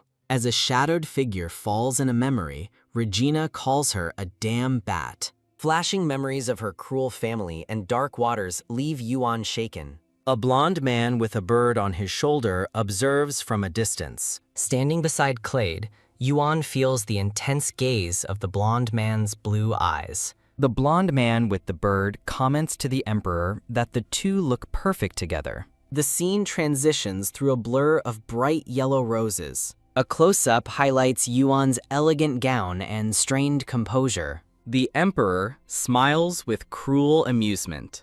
The blond man begins to reveal Yuan's family origins to the Emperor. With a sinister smile, he confirms to his father that she is from the house of Feli. The Emperor's mind races, wondering what secrets the Feli family holds. The faceless nobles of the party continue to mingle and judge. Standing alone amidst the crowd, Yuan feels herself begin to break. Her eyes fill with despair as she thinks she can't take it anymore. She's haunted by the sneering, judgmental faces of her family and rivals. The piercing stares of the Emperor and his son feel like daggers. Overwhelmed by the scrutiny, Yuan covers her face as the older butler approaches. He gently tells her the welcome party is over and that she should go rest. She thanks the butler, Gustav, and agrees that she needs to rest. Noticing her distress, Gustav offers to call for Lord Hille, but she politely declines. Clade glances back, a hint of concern in his eyes. He turns to find the spot where she was standing is now empty. Wham! A jolt of panic hits him as he frantically asks where she went. He remembers his warning not to wander off alone as he searches the crowd. Excusing himself abruptly, he pushes through the guests to find her. In a quiet hallway, Yuan finds a moment of relief, glad she avoided her uncle. She strengthens her resolve, determined to endure one more day by Clade's side. A deep voice interrupts her thoughts. The Emperor has found her. She turns, her face etched with horror, as she realizes who it is. Thump. The Emperor suddenly grabs her, pulling her against him. He lifts her effortlessly, silencing her protests about being with Prince Clade. Taking her to a secluded room, he dismisses her fear, saying he likes the forbidden place. He menacingly lifts her chin, his cruel smile widening. A bloody vision of crimson flashes through her mind. He calls her appetizing food as she pleads to return to the party. Surrounded by leering, shadowy figures, the Emperor wonders what she tastes like. Her spirit breaks as she wonders why she must endure this torment again. The Emperor's terrifying shadow looms over her, asking how she'd look if she cried. She feels the world wants her to stay broken, just as her family always has. The ghostly, smiling faces of her uncle and his wife haunt the darkness. A gloved hand reaches out from the oppressive darkness. A blonde emperor smiles condescendingly, his hand on a bearded duke holding a woman captive, and is addressed as Your Majesty. The bearded duke regards the scene with a grim, severe expression. The emperor stares forward, his purple eyes cold, and an intricate pattern covering the left side of his face. Held tightly by the duke, a tearful, dark-haired woman looks up in utter despair. Tears of terror stream down the woman's face. The Emperor's piercing purple eye glares with cold, unfeeling intensity. Gripping the woman, the Duke taunts an unseen Clade, asking if he's come to save her. From behind Clade's shoulder, the Duke continues his mockery, asking if he's here for his wife. The Emperor smirks, chiding Clade for letting a mere woman distract him from more enjoyable matters. Wah! The Duke's shadow transforms into a menacing beast as he asks what could be more fun than this. From the shadows, Clade replies with a confident smirk that there is something better. Clade steps into the light, revealing his face is horribly scarred and bruised. The Duke stares in awe at Clade's disfigured face, calling it a masterpiece. In a painful memory, shadowy figures mock a lone woman, calling her a clown as she thinks, no. She stands isolated at a party, surrounded by the jeering, faceless silhouettes of the court. The memory shifts to a grim procession, with figures walking down a path stained red like blood. A splash of red fills the screen as her mind screams, no. A bystander watches the confrontation, remarking on what an incredible scene it is. Clade stands with his back to the viewer, facing a dark doorway filled with mocking, disembodied smiles. The tension is palpable as he stands his ground, unmoving. Kneeling in despair, the dark-haired woman thinks that his pain shouldn't be mocked. Overwhelmed by sobbing, she makes a desperate, silent plea. Clade suddenly collapses, falling heavily to the floor. He lies motionless on the ground, his body limp. His purple eye snaps open, blazing with renewed resolve. He is suddenly beside the dark-haired woman, chiding her for being alone and asking why she's still there as she starts to heal him. In a panic, he grabs her, ordering her not to use her healing power by herself or without his permission. He cries out as a brilliant light erupts from her hands, engulfing his face. He pulls her into a fierce embrace as the blue healing energy envelops them both. In a snowy estate under a full moon, a red-haired woman reads a letter announcing the Count of Trelawney's late arrival. She blushes reading the letter, which laments how anxiously she must have been searching for the sender. As she imagines a brown-haired man asking her to meet in the garden, she thinks smugly that while Yuan Feli suffers, her own love life is beginning. Whoosh! She runs off excitedly to meet her supposed admirer. A man's voice stops her in her tracks, calling out for Lady Felis. She turns around, her face lit up with a brilliant and hopeful smile. Her smile wavers with confusion as she sees the man standing before her. Her lips part in stunned silence. The brown-haired man blushes, declaring that if their meeting is fate, he will gladly accept it. He internally declares his love, his face comically cracking like stone as he realizes his mistake. A thought bubble screams in panic. This is not how I imagined this going. The scene shifts to a high society party where guests are mingling in a lavish room. The brown-haired lord and his companions laugh heartily, revealing unnervingly large teeth. A red-haired woman named Regina looks on in disgust as her friend whispers that they are the Trelawneys, the horseheads. Her friend explains she overheard another lady mocking the Trelawney men, leaving Regina flabbergasted. Regina mutters the nickname horseheads to herself, clenching the fabric of her dress. The horrifying realization dawns on her. The person she sent a fake love letter to is from a famously unattractive family.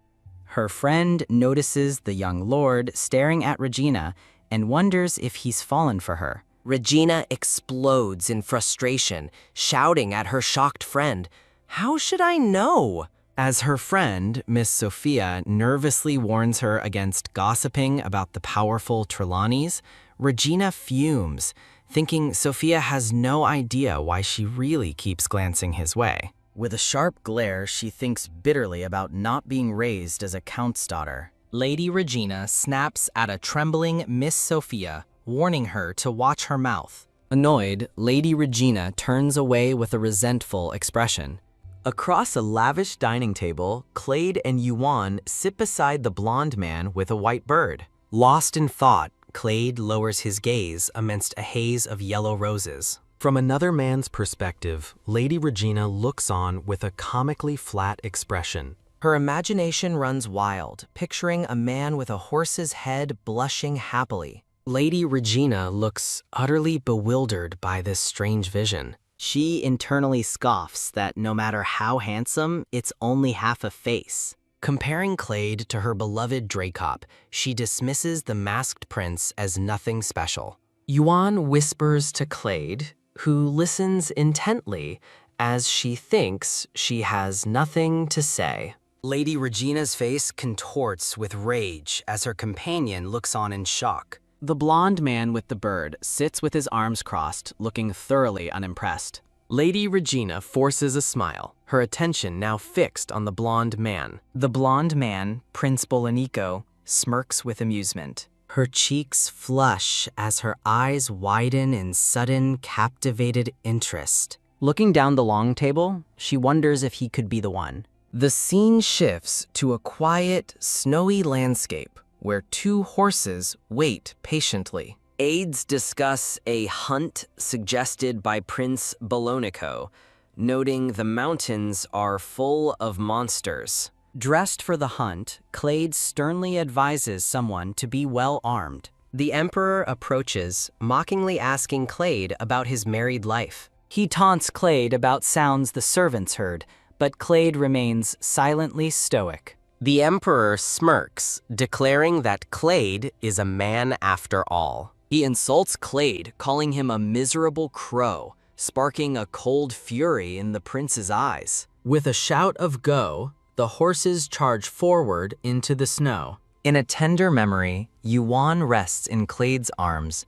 recalling how she thought she was home. Clade questions her idea of home, then admits he was wrong and not careful enough. A gentle hand caresses his face in the quiet moment. He reflects on his shock, admitting he never knew the Emperor was so cruel. His hand clenches into a tight, furious fist. On the hunt, Clade draws his bow, recalling a moment he misjudged a woman. Filled with despair, he wonders how much further he has to fall. A wickedly sharp arrowhead gleams, ready to be fired. Someone yells a desperate warning as riders race through the trees. An arrow finds its mark, and the Emperor is thrown from his horse. With a crazed grin, the Emperor holds the arrow that struck his shoulder. Clade watches the scene unfold, his face a mask of utter shock. He closes his eyes as someone screams for His Majesty. A splatter of blood suggests the Emperor didn't even try to dodge the arrow. The hunting party looks on in horror as the emperor lies injured in the snow. The emperor, bandaged but smiling, casually announces the party is cancelled due to his injury. Declaring the mood ruined, he orders his attendants to prepare for his departure. A noblewoman named Priscilla shouts that the emperor is insane, but the mustached aide silences her, asking why she didn't stop him. Priscilla angrily confronts the aide,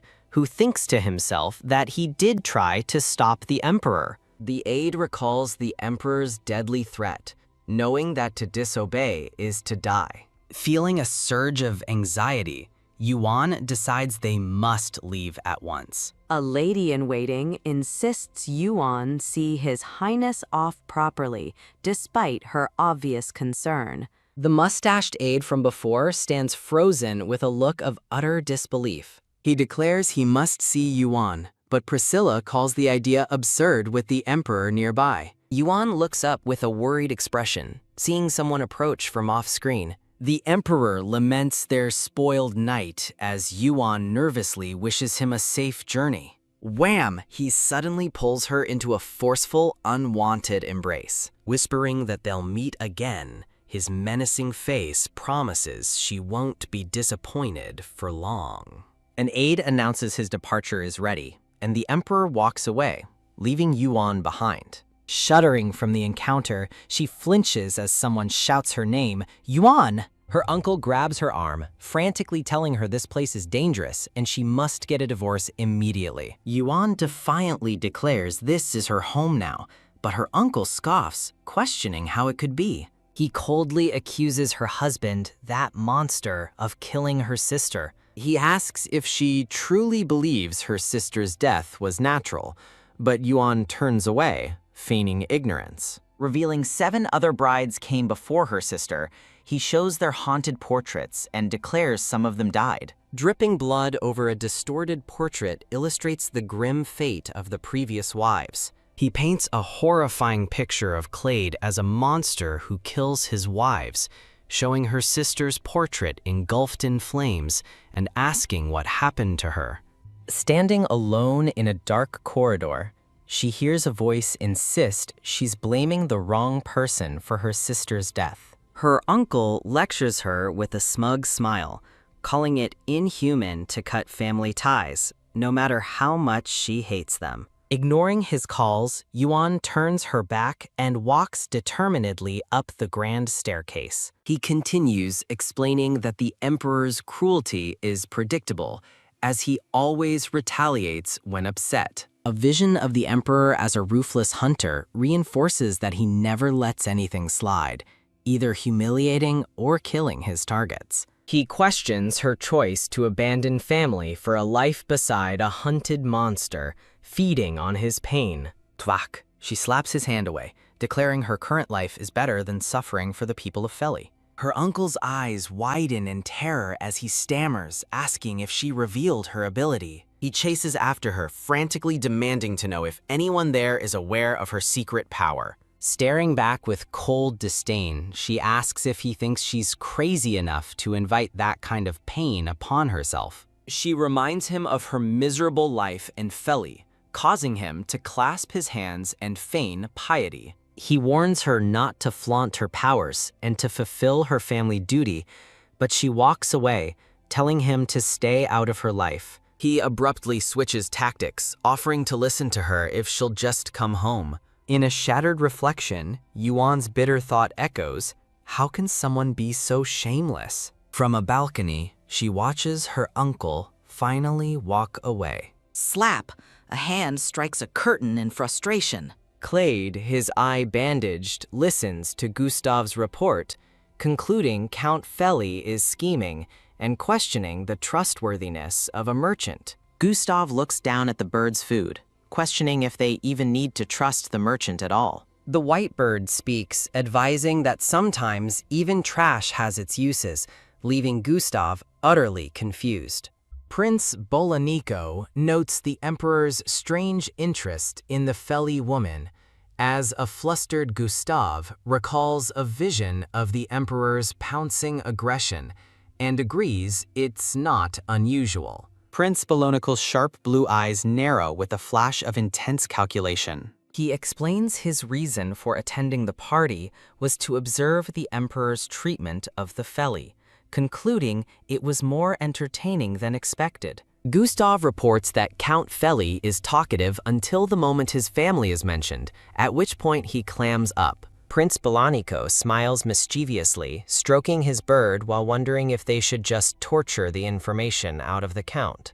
Gustav suddenly recalls that the Feli family has another daughter. The aide fumes that Feli deceived the prince again, but Bolanico clarifies he means the daughter from the disgraceful branch, not the main one. Bolanico recalls the red-haired woman, a slow, predatory smile spreading across his face as he declares that he, Bolanico, likes her eyes. A promotional page for the series and studio is displayed. The screen shows recommendations for other series. Standing before her anxious maids, Yuan angrily screams for all of them to get out. A flashback shows a man dying from a devilish arrow that digs deeper the more he struggles. The memory continues, recalling a patient who needed a finger amputated from a cursed arrow, as her uncle's accusation that her husband is a monster echoes. Overwhelmed, Yuan stands before a closed door with her maids,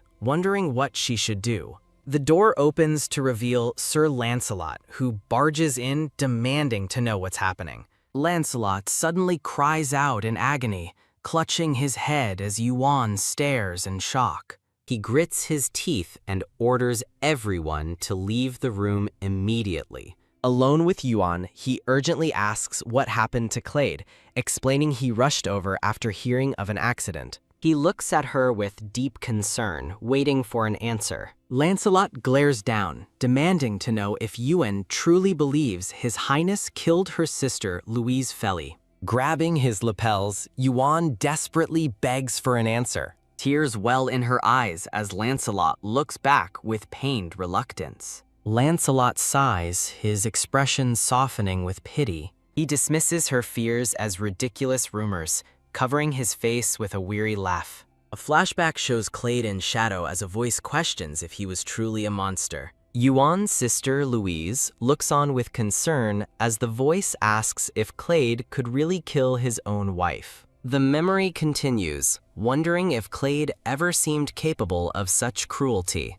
Back in the present, Yuan turns away from Lancelot, shaken. Lancelot's face is slick with sweat as he begins to tell the real story. In a flashback, a green-haired man frantically tries to save a near-death Clade, an arrow lodged in his chest. As Yuan appears in the doorway, the shocked man calls out to her, but she calmly offers to help. Standing over the unconscious Clade, Yuan gives a reassuring smile to the grateful green-haired man. Blood stains the sheets as the arrow protrudes from Clade's shoulder. With a flash of purple in his eye, the wounded Clade snarls for them to get out. He looks directly at Yuan, warning her to leave unless she wants to see something ugly. Yuan hesitates at his bedside while the green-haired man watches, uncertain. Ignoring his words, she gently places her hand over his. Lancelot steps in, reminding her of the order to leave, but she simply addresses him by name. Clade thrashes, yelling at them to get out as the green-haired man pleads for him to stay still. Yuan softly explains that holding someone's hand can cut their pain in half. Through gritted teeth, Clade scoffs at her words, calling them nonsense. Ugh! He cries out as a wave of agony washes over him. The green-haired man trembles, his eyes wide with shock and fear. As the men cry out in panic, Yuan's hands begin to glow with a serene, healing light. Lancelot's voice narrates that while Clade was near death, Yuan's sister, Lady Louise, arrived at the estate. He explains that Clade never knew she was there, as Louise lived like a ghost for several months. The story continues. One day, word came that she had suddenly run away. Louise's silhouette fades into a splash of dark purple, symbolizing her mysterious disappearance. Lancelot recounts the grim news of her death, explaining that while he confirmed it, the physician found no signs of foul play. In the present, Yuan shuts her eyes, absorbing the tragic story with a pained expression. The scene returns to her tending to Clade, who rests his head in her lap, the agony finally subsiding. His violet eyes look up at her, exhausted but conscious. Overwhelmed with emotion, Yuan begins to weep silently. She clutches his hand, apologizing and thinking that his pain is now hers to bear. Crying, she whispers that it's her duty now, because they're family. She encourages him to hang on, assuring him the wound is almost healed. Yuan sorrowfully holds a portrait of her sister,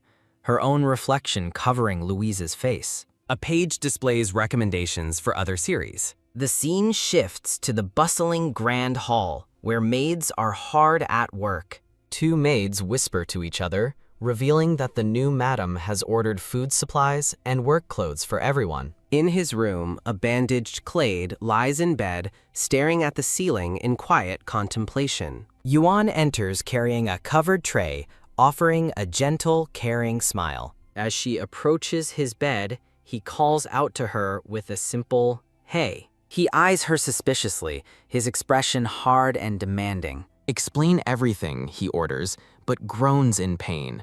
Ugh, as he tries to sit up, prompting her to warn him about his wound.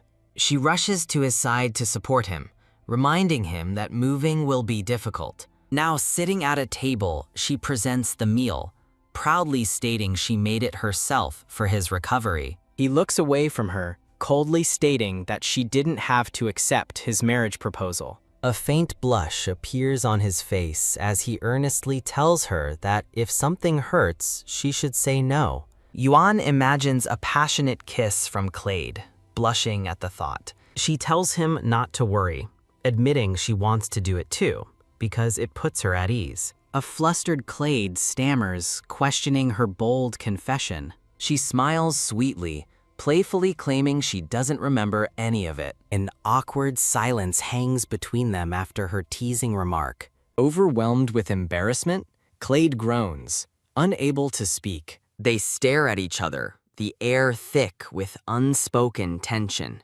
Blushing, Yuan looks up at him with wide, surprised eyes. Clade struggles with a fragmented memory of a hooded figure tending to him, realizing her care was beyond his abilities. Sweat drips down his face as he grapples with the shocking revelation. His expression hardens with disbelief and confusion. Later, Clade buries his head in his hand, sighing in frustration as Gustav watches. Gustav cautiously asks if her painless nights are truly natural. Clade recalls the impossible reality.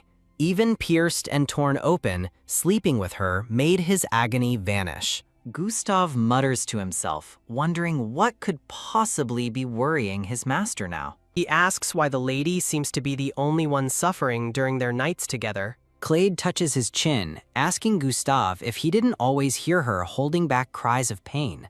Gustav suggests that maybe the two of them just aren't compatible. He continues his speculation, bluntly suggesting Clade might just not be very considerate. As Clade glares, Gustav nervously wonders if it might be both.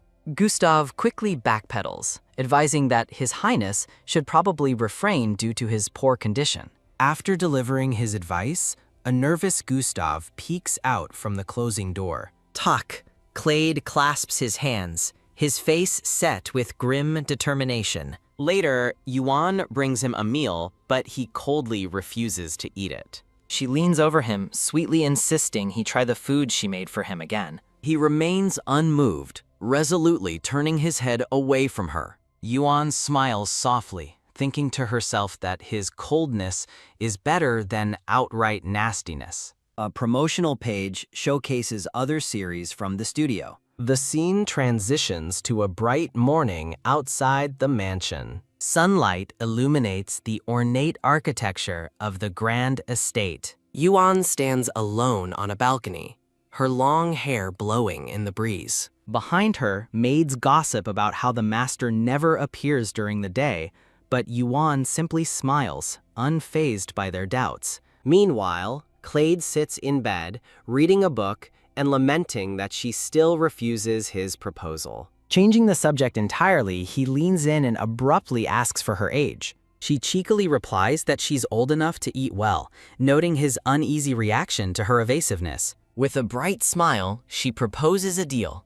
She'll tell him her age if he takes a walk with her. Clade stares at her, utterly shocked by her bold proposition. His shock quickly turns to fury, and he demands to know how she dares to make a deal with him. Unintimidated, Yuan threatens to go alone, while he angrily questions her audacity for making conditions. She turns away, calmly suggesting a walk around his room as part of his rehabilitation. A dangerous smile spreads across his face as he remarks that she has completely lost her fear. She meets his gaze with a radiant smile, questioning if a wife should even fear her husband. Her confident response leaves him speechless and flustered. The scene shifts outside as her thoughts turn inward. Standing on the balcony, she admits to herself that she's not actually curious about his reasons. She resolves that if his scars are the reason he hides, she is willing to absorb all of his pain for him.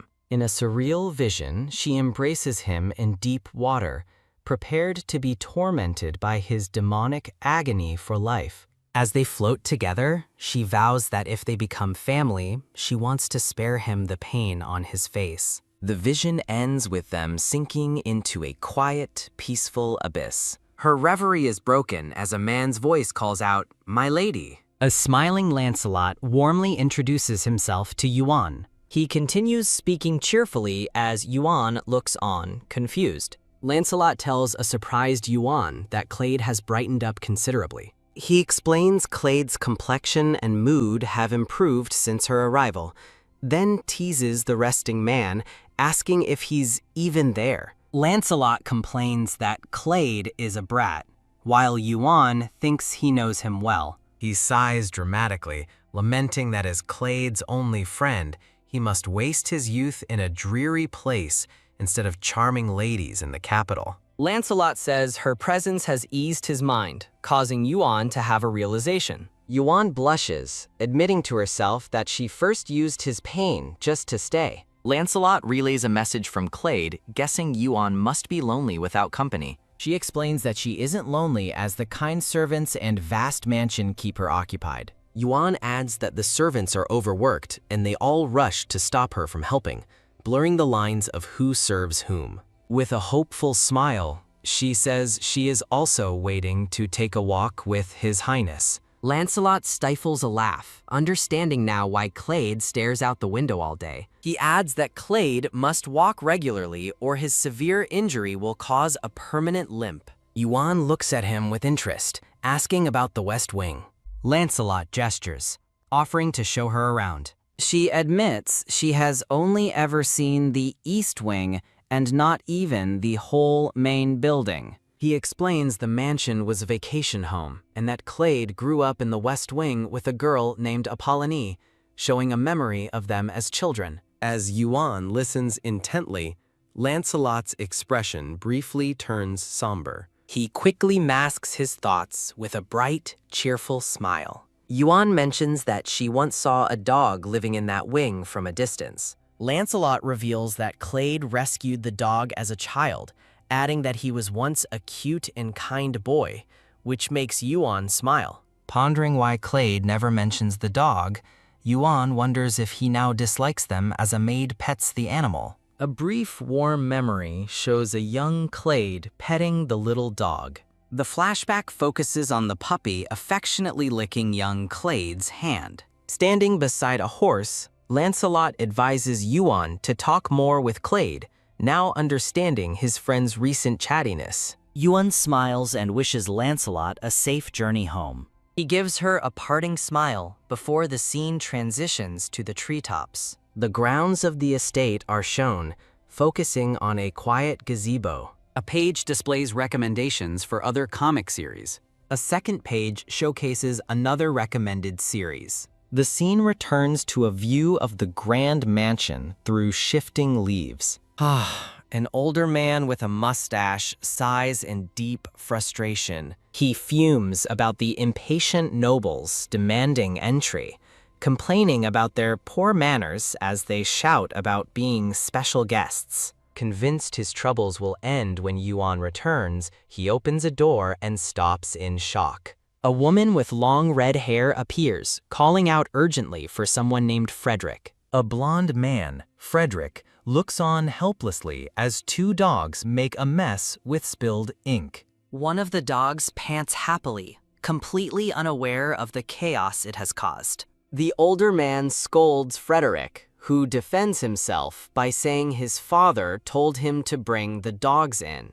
The furious father yells that he meant the stables, not his laboratory, while the red-haired woman watches. A tray of gleaming surgical tools catches the light, reflecting in the red-haired woman's eye. Frederick follows his father, asking what his plans are for the two dogs. The red-haired woman pointedly asks if he intends to experiment on them, making her father flinch. He explodes with rage, screaming for both of them to get out. The flustered and defeated father stumbles out of the room. He grits his teeth, his face contorted with suppressed fury. God damn it, he screams, questioning why Yuan is still with the monstrous prince. Stomping his foot, he continues to rage about her decision. He flashes back to a time he injured his own arm so Yuan would absorb the pain, allowing him to test drugs. Holding a knife to his arm, he despairs that he can no longer run experiments, since Yuan holds all his formulas in her head.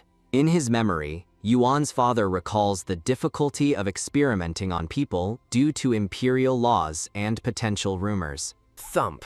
He turns his rage on two stray dogs, declaring them his only remaining test subjects, as one whimpers. A dog bites his hand, and he screams, cursing the mutts. As he stumbles backward from the bite, he desperately screams for Yuan to take away his pain. Clunk. He collapses onto the floor amidst the mess of ink and papers. He curses his fate, realizing with a scream that Yuan Feli is gone. Elsewhere, a red-haired woman seethes, thinking it's always about that damn Yuan. A memory shows a dark-haired woman named Regina. In the memory, an unseen person asks the red-haired woman if her father ever called for her because of work. The red-haired woman's green eyes narrow with resentment. A woman urgently calls for Regina, telling her to come quickly. Regina asks what the fuss is about as her mother excitedly shows her a letter sealed with purple wax. A beautiful red and black gown with matching jewelry is presented. Her mother gushes that the dress arrived addressed to Regina, asking which lord she's meeting as Regina looks stunned. A servant bows as he formally presents the gift box to the two women. The servant explains it's a gift from the second son of Euphrates, leaving Regina speechless. He adds that the letter contains more details, and Regina processes the sender's identity. Her mother excitedly reveals the first prince sent her an invitation to the imperial play. The mustached father enters, asking about the commotion as his wife eagerly calls to him. The wife excitedly claims the first prince couldn't stop looking at Regina at a recent party, but her husband dismisses it as nonsense. She proudly explains the prince sent an invitation and address, clearly a partner request, as Regina holds the gift. Regina smiles triumphantly, thinking that this is how a real daughter of the house acts. The father smirks at their good fortune, but privately worries whether the fickle first Prince Balanico's favor will be a blessing or a curse. In another location, Clade summons his butler, who promptly responds.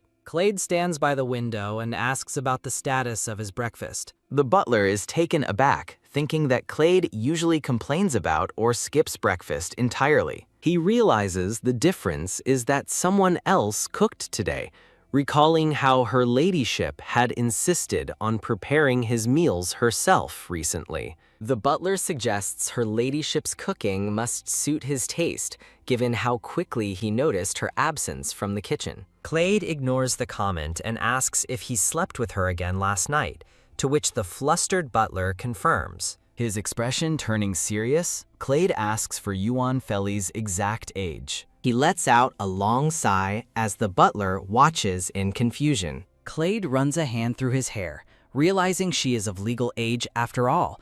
Admitting her innocent face made him wonder. He thinks it changes nothing. She's still a woman who would willingly sleep with him under such absurd circumstances. He reflects that the bigger issue is his complete lack of memory from any of their nights together. A brief, sensual memory flashes of him embracing her from behind. Clade touches his chin, his expression deeply troubled by his thoughts. He asks for her current whereabouts, and the butler asks who he is referring to. With a determined look, Clade specifies he is looking for the deposed prince's consort.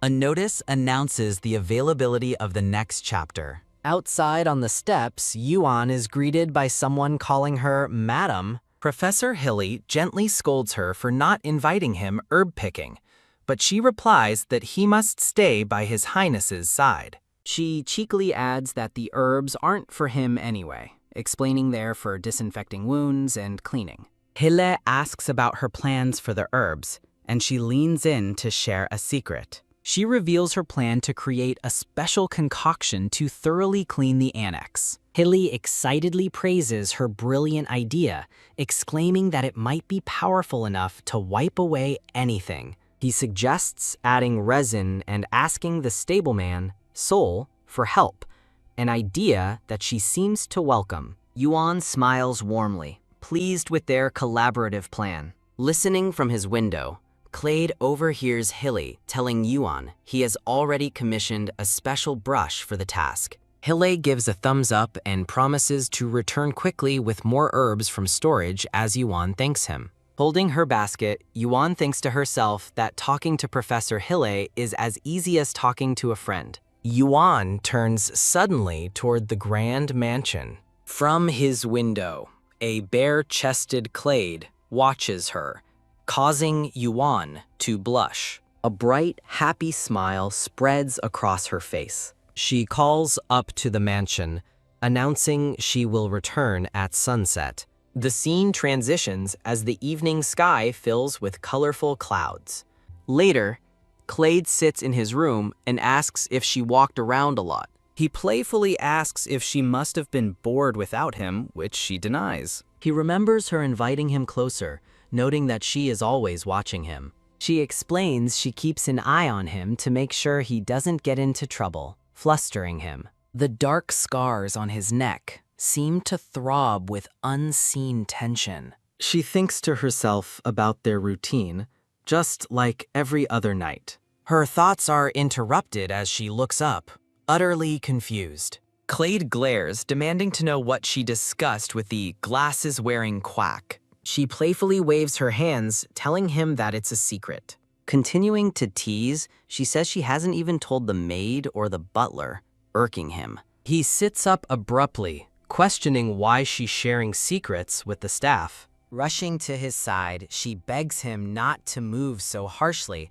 and aggravate his wounds. He pulls her close, demanding to know why she's keeping secrets with the royal physician. In a cute thought bubble, Yuan imagines showing him the cleaned-up West Annex, but he flatly tells her not to. She pleads with him, insisting that her secret is not a big deal. He grips her arm firmly, ordering her to tell her master so he can judge for himself. As he leans closer, her eyes widen as she starts to ask him a question.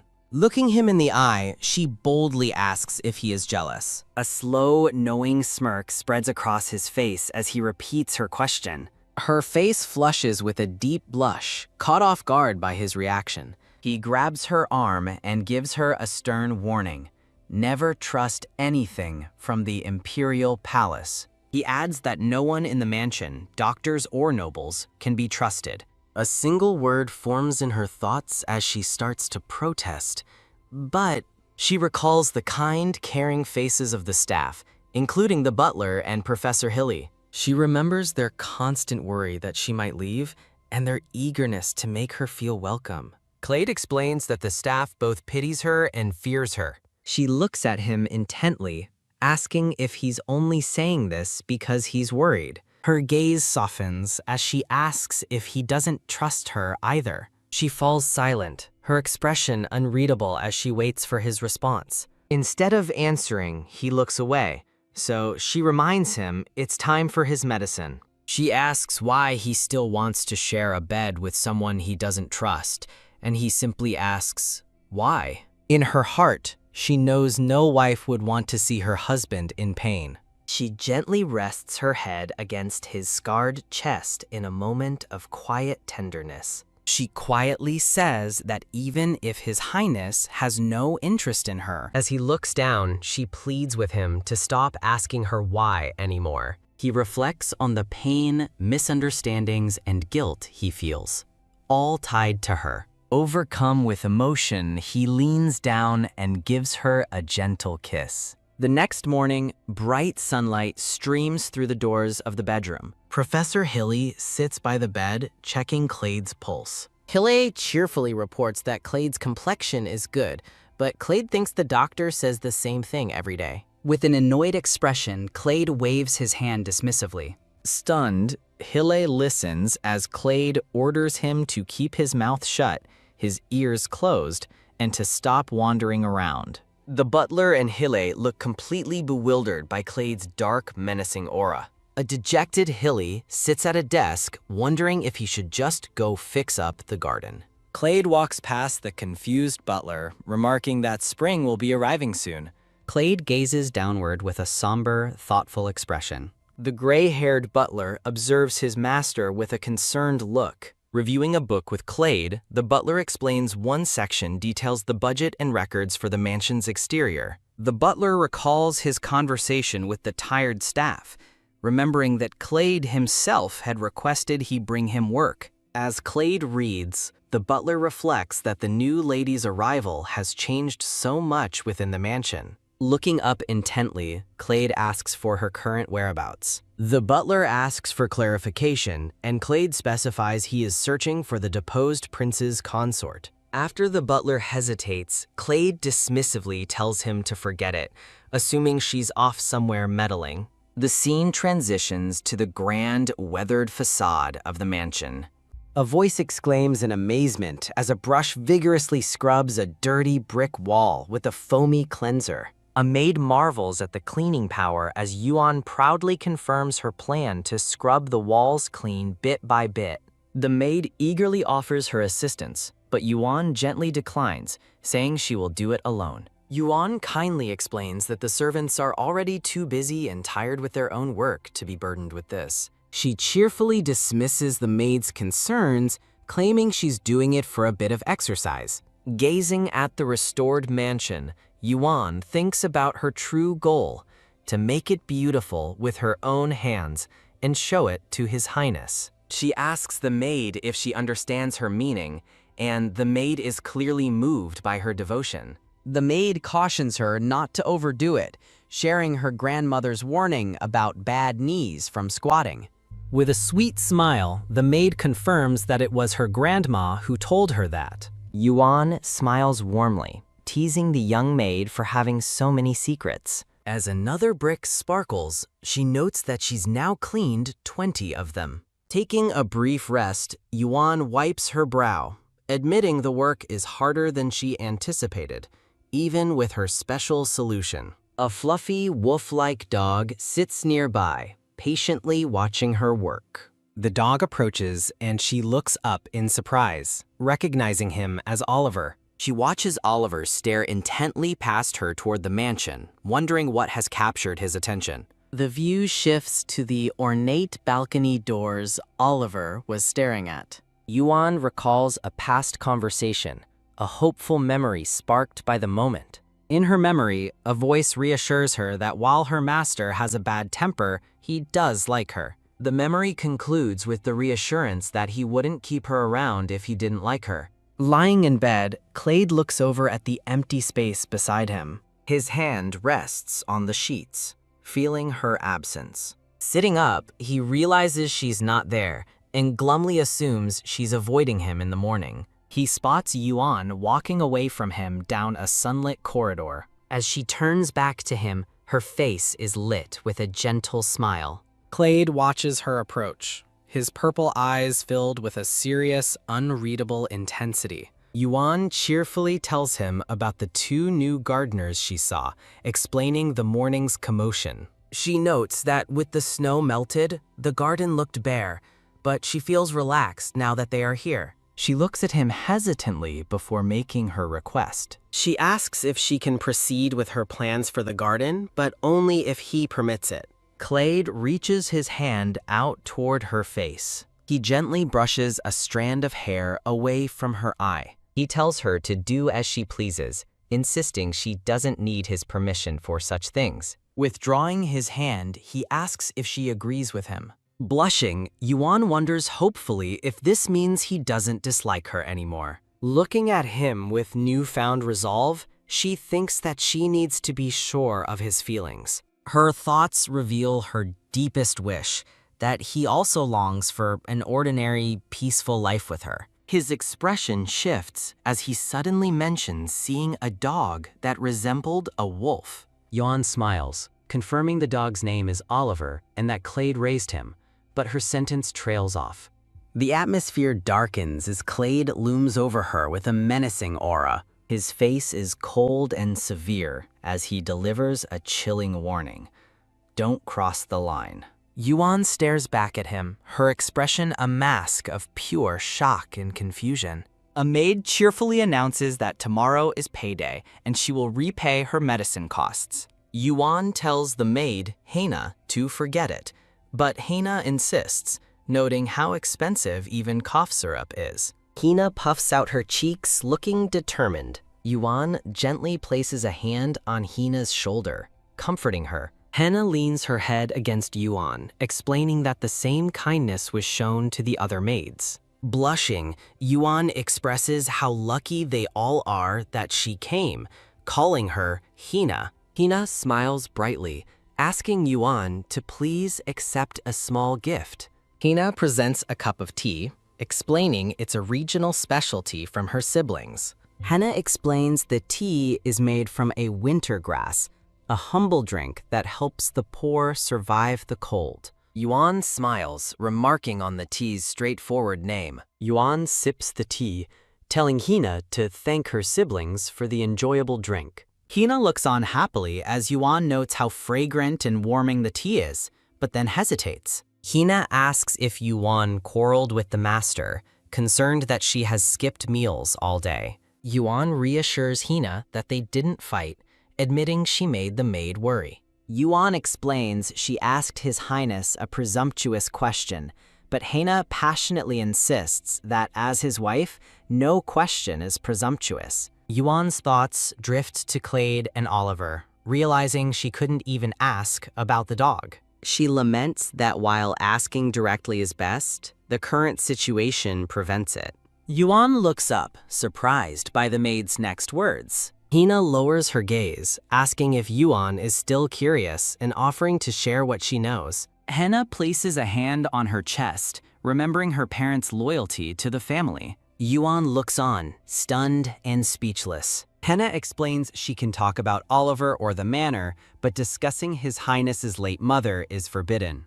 The scene transitions to a sunny garden with blooming purple flowers, as a young girl is seen from above. A little blonde girl in a pink dress happily begs her brother to take her with him. A young, smiling Clade Euphrates, the first prince, tells someone named Apolline to hold his hand. His sister, the smiling princess Apolline Euphrates, is introduced. A family portrait shows the emperor and empress with their 2 beautiful and merciful children, Clade and Apolline. At only 7 years old, a young Claude ranked first in the Academy entrance exam.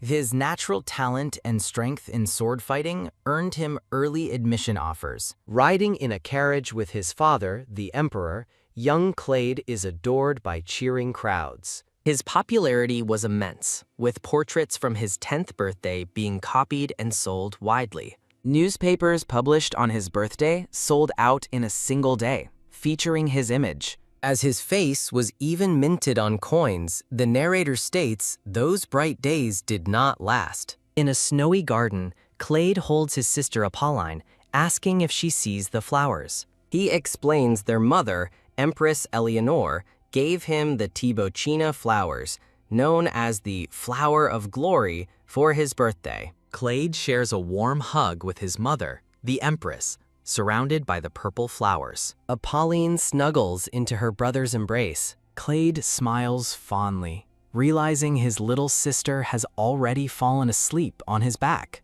As he carries his sleeping sister, a man is heard gasping and calling out to his highness. Clade turns, his purple eyes sharp as someone calls his title again. A frantic man whom Clade calls uncle urges him to flee, his face filled with panic. Clade quiets his uncle, explaining Apolline is asleep, but the man delivers grave news about the Emperor and Empress. He warns that their lives are in danger as a gruesome scene of their bloody bodies appears. Young Clade stares in wide-eyed horror, a single bead of sweat on his face. Standing in the flower garden, he numbly asks, "What?" The Monster Hunt Festival is introduced, where beasts and monsters that invaded villages were captured. The Emperor and Empress always attended the important national event, where nobles proved their loyalty. Those who brought proof of slaying monsters would receive immense rewards from the Emperor. Rewards included gold and even royal lands, making the annual hunt a fervent event. The narration explains that this year's hunt, meant to be a peaceful ceremony, was shattered by a cry of "Father" and splatters of blood. A voice warns a young, blonde-haired Clade not to approach the horrific scene. A woman urges the horrified prince to look away from the tragic sight. The woman and a blonde man watch over the stunned prince. With a tear in his eye, the young prince thinks of Her Majesty the Empress. The blonde man, Clade's uncle, weeps with a pained expression. A woman covers her mouth in grief, announcing that Empress Eleanor has passed away. A warm memory surfaces of a younger Clade holding his mother's hands in a sunlit garden. Young Clade stares at the floor, lost in sorrow. The narration explains his uncle, Grand Duke Igor, will temporarily manage the affairs of state. The scene transitions to a window view of the moonlit night sky. Igor smiles warmly at the fallen Clade, reassuringly telling him that his uncle is here for him. Igor tells the exhausted-looking Clade to go rest, noting he hasn't slept properly. Clade turns and walks away from his uncle in silence. As a tear falls from Clade's eye, his uncle's inner voice calls him an insolent brat. The young prince looks back at his uncle, whose shadow appears menacing. Igor looks down on his nephew with a cold, unfeeling stare. The Grand Duke offers a faint, unsettling smile as the narration states, "That night." The narration reveals that Emperor Alexei Euphrates drew his last breath, surrounded by cloaked figures. A little girl, Apolline, wakes in bed and asks why her parents haven't returned. Clade sits by his sleeping sister, offering to sing a lullaby while wondering how long they'll be trapped. He smiles tenderly, promising to show his sister the garden tomorrow. A woman, his nanny, approaches him with concern. She tells him to rest while she guards the princess, and he smiles gratefully, thanking her. She holds his hands, urging him to keep his heart strong. He closes his eyes, a serene smile on his face. The scene shifts to an ornate balcony door at night. Young Clade stands solemnly before the door. Leaning against the glass, he wonders what he should do now. He reflects on his uncle's sinister gaze, the bad omen of being sent away, and the single week left until his coronation. He worries that if he fails, his sister Apolline will be in danger. He gazes down at the garden outside his window. Purple flower petals fall against a bleak, wintry backdrop. A single tear rolls down Clade's cheek as he stares out. He covers his face, calling out for his father and mother. Overwhelmed with grief, he collapses, sobbing that he misses them. The young prince sleeps fitfully in his bed. A hooded assassin with glowing eyes raises a sword in the rainy night. The assassin looms over the sleeping Clade, ready to strike.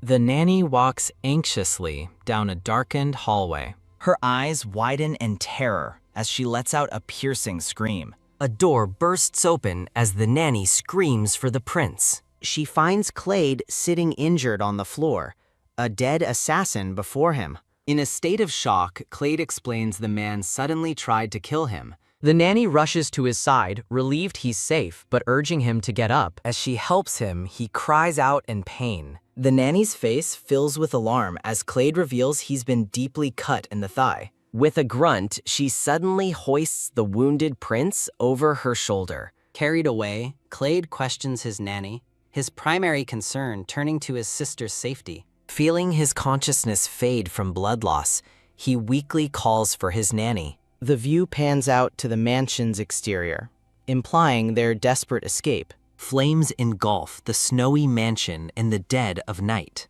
The story pauses, promising to be continued. A flashback begins with a blonde man smirking over a map as narration explains rebels struck the Imperial Palace just days before Prince Clade's coronation. Armored soldiers are shown as the narrator reveals they stormed the villa where Clade was staying. As the villa burns, the nanny flees, carrying the wounded Prince Clade on her back. The narrator identifies the nanny as Margaret, who struggles with the heavy burden of the prince. Clade's eyes are closed, his face pale as he limps limply on her back. From a window, his sister up a line cries out, begging her brother not to abandon her. Hearing her cries, Margaret looks back in anguish, as another voice calls out for His Highness. The barely conscious Clade tells his nanny to run, while two men vow to hold off their pursuers. The men reassure her they will escort the princess to safety, having already sent for reinforcements from Marquis Rev. Margaret sprints away with the prince as the two loyal guards stand their ground. The guards yell for them to go, shouting that the prince is the primary target. In his fading consciousness, Clade sees his sister Apolline weeping, pleading not to be left behind. Her desperate cry for her brother fades into darkness. The scene shifts to a quiet view of a starlit night. Suddenly, young Clade is violently struck. Kneeling with his hands bound, he stares in horror at the lifeless body of his nanny on the floor. As his full name is called, he sees his nanny's bloodied face, his own filled with terror and grief. A man in a military uniform, his uncle Igor, stands over him and the fallen nanny. With a glowing eye and a sinister grin, Igor reveals he has waited for this day. He vows to destroy everything Clade's father cherished, just as the emperor took what he loved. Igor tells the kneeling prince that only he and the house remain. Clade screams his sister's name, desperately asking what Igor has done to Apolline. Igor coldly announces that she is dead, claiming she died pitifully, begging him to spare her life. Holding a blood-soaked dagger, Igor muses that he considered letting the noisy girl live. He mocks her as the former emperor's treasure, before turning his menacing attention back to Clade. Igor offers to spare Clade's life, but only if he begs for it convincingly. Clade looks up, his purple eyes glowing with rage and defiance. His uncle smirks, contemptuously, calling him an insolent bastard. Back in the present, Hina tells a shocked Yuan that she remembers that night clearly. Peeking through an opening, Hina reveals she was hiding under the floorboards and saw everything. From her hiding spot, she witnessed Igor about to execute the bound prince with a dark, magical sword. Henna explains that while the blade should have killed him, Clade's body miraculously didn't split. Igor watches in disbelief as the writhing black energy from his cursed sword is absorbed into Clade's body. Staring at the cursed sword and Clade's charred form, Igor began to laugh with a twisted voice.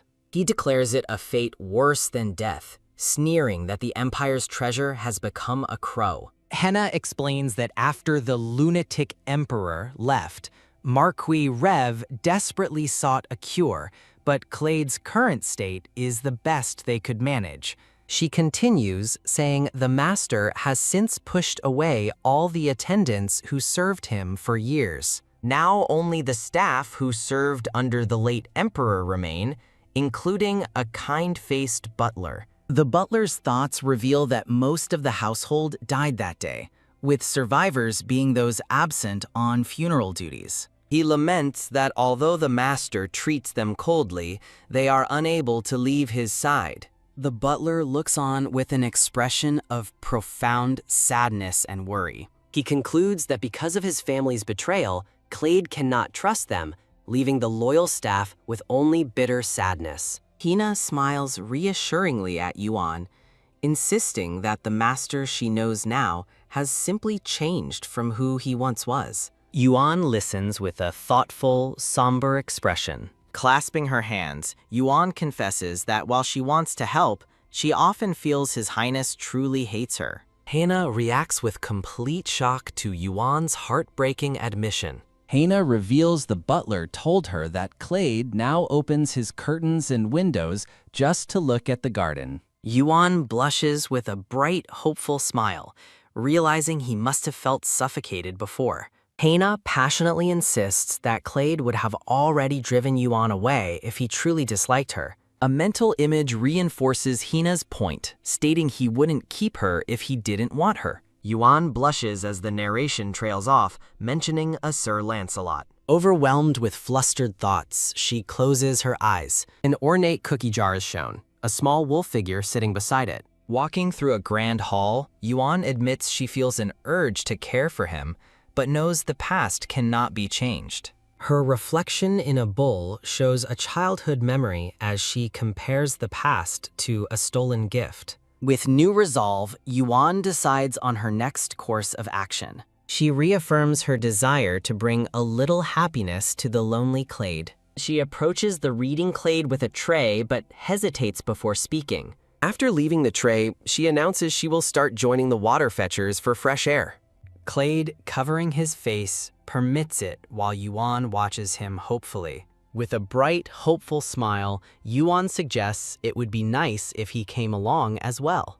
Startled, Clade agrees to come after sunset, much to Yuan's delight. The butler interrupts, sternly reminding the madam to maintain the dignity of the house. He objects to her riding with servants, but she cheerfully dismisses his concerns, stating she just wants some air. Hina jumps in to reassure the worried butler, who thinks they are missing the point. The butler relents, admitting he cannot stop her since His Highness approved, but still suggests other options. Yuan happily explains she simply likes the water wagon's destination and wants to avoid being a bother. The destination is a beautiful, sunlit church surrounded by lush greenery. Sunlight streams down on a verdant garden path. Hina cheerfully waves goodbye, wishing Yuan a safe trip as she heads toward the building. The scene transitions, sunlight filtering beautifully through the leaves.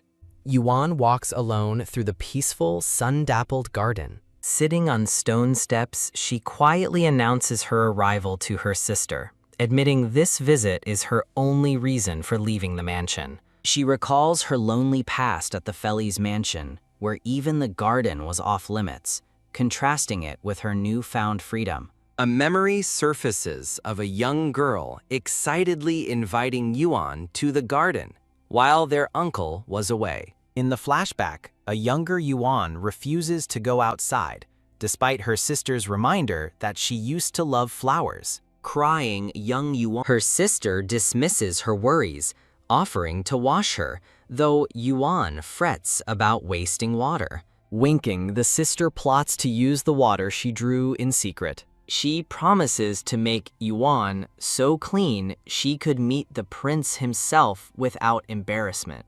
Tears well in Yuan's eyes as she cherishes the memory of her sister's kindness. She connects her past shame to Clade's present suffering, realizing he too must avoid the garden because of his face. With renewed determination, she vows to find a way to keep his face clean, even in the daytime. Pumping her fists, she declares she will do her best to erase every trace of the Emperor's curse from him. Leaving flowers on the grass, she silently asks her sister to watch over her. The scene shifts back to the mansion with a sudden cry of awe. A brown-haired young man is stunned to see Clade working, wondering aloud if the sun rose in the west. As Clade chides the butler for the intrusion, the young man cheekily reminds him that since he didn't inherit Roxenhart, the mansion is legally theirs. The brown-haired man flashes a mischievous smile. He turns to the butler, noting the garden is being tended,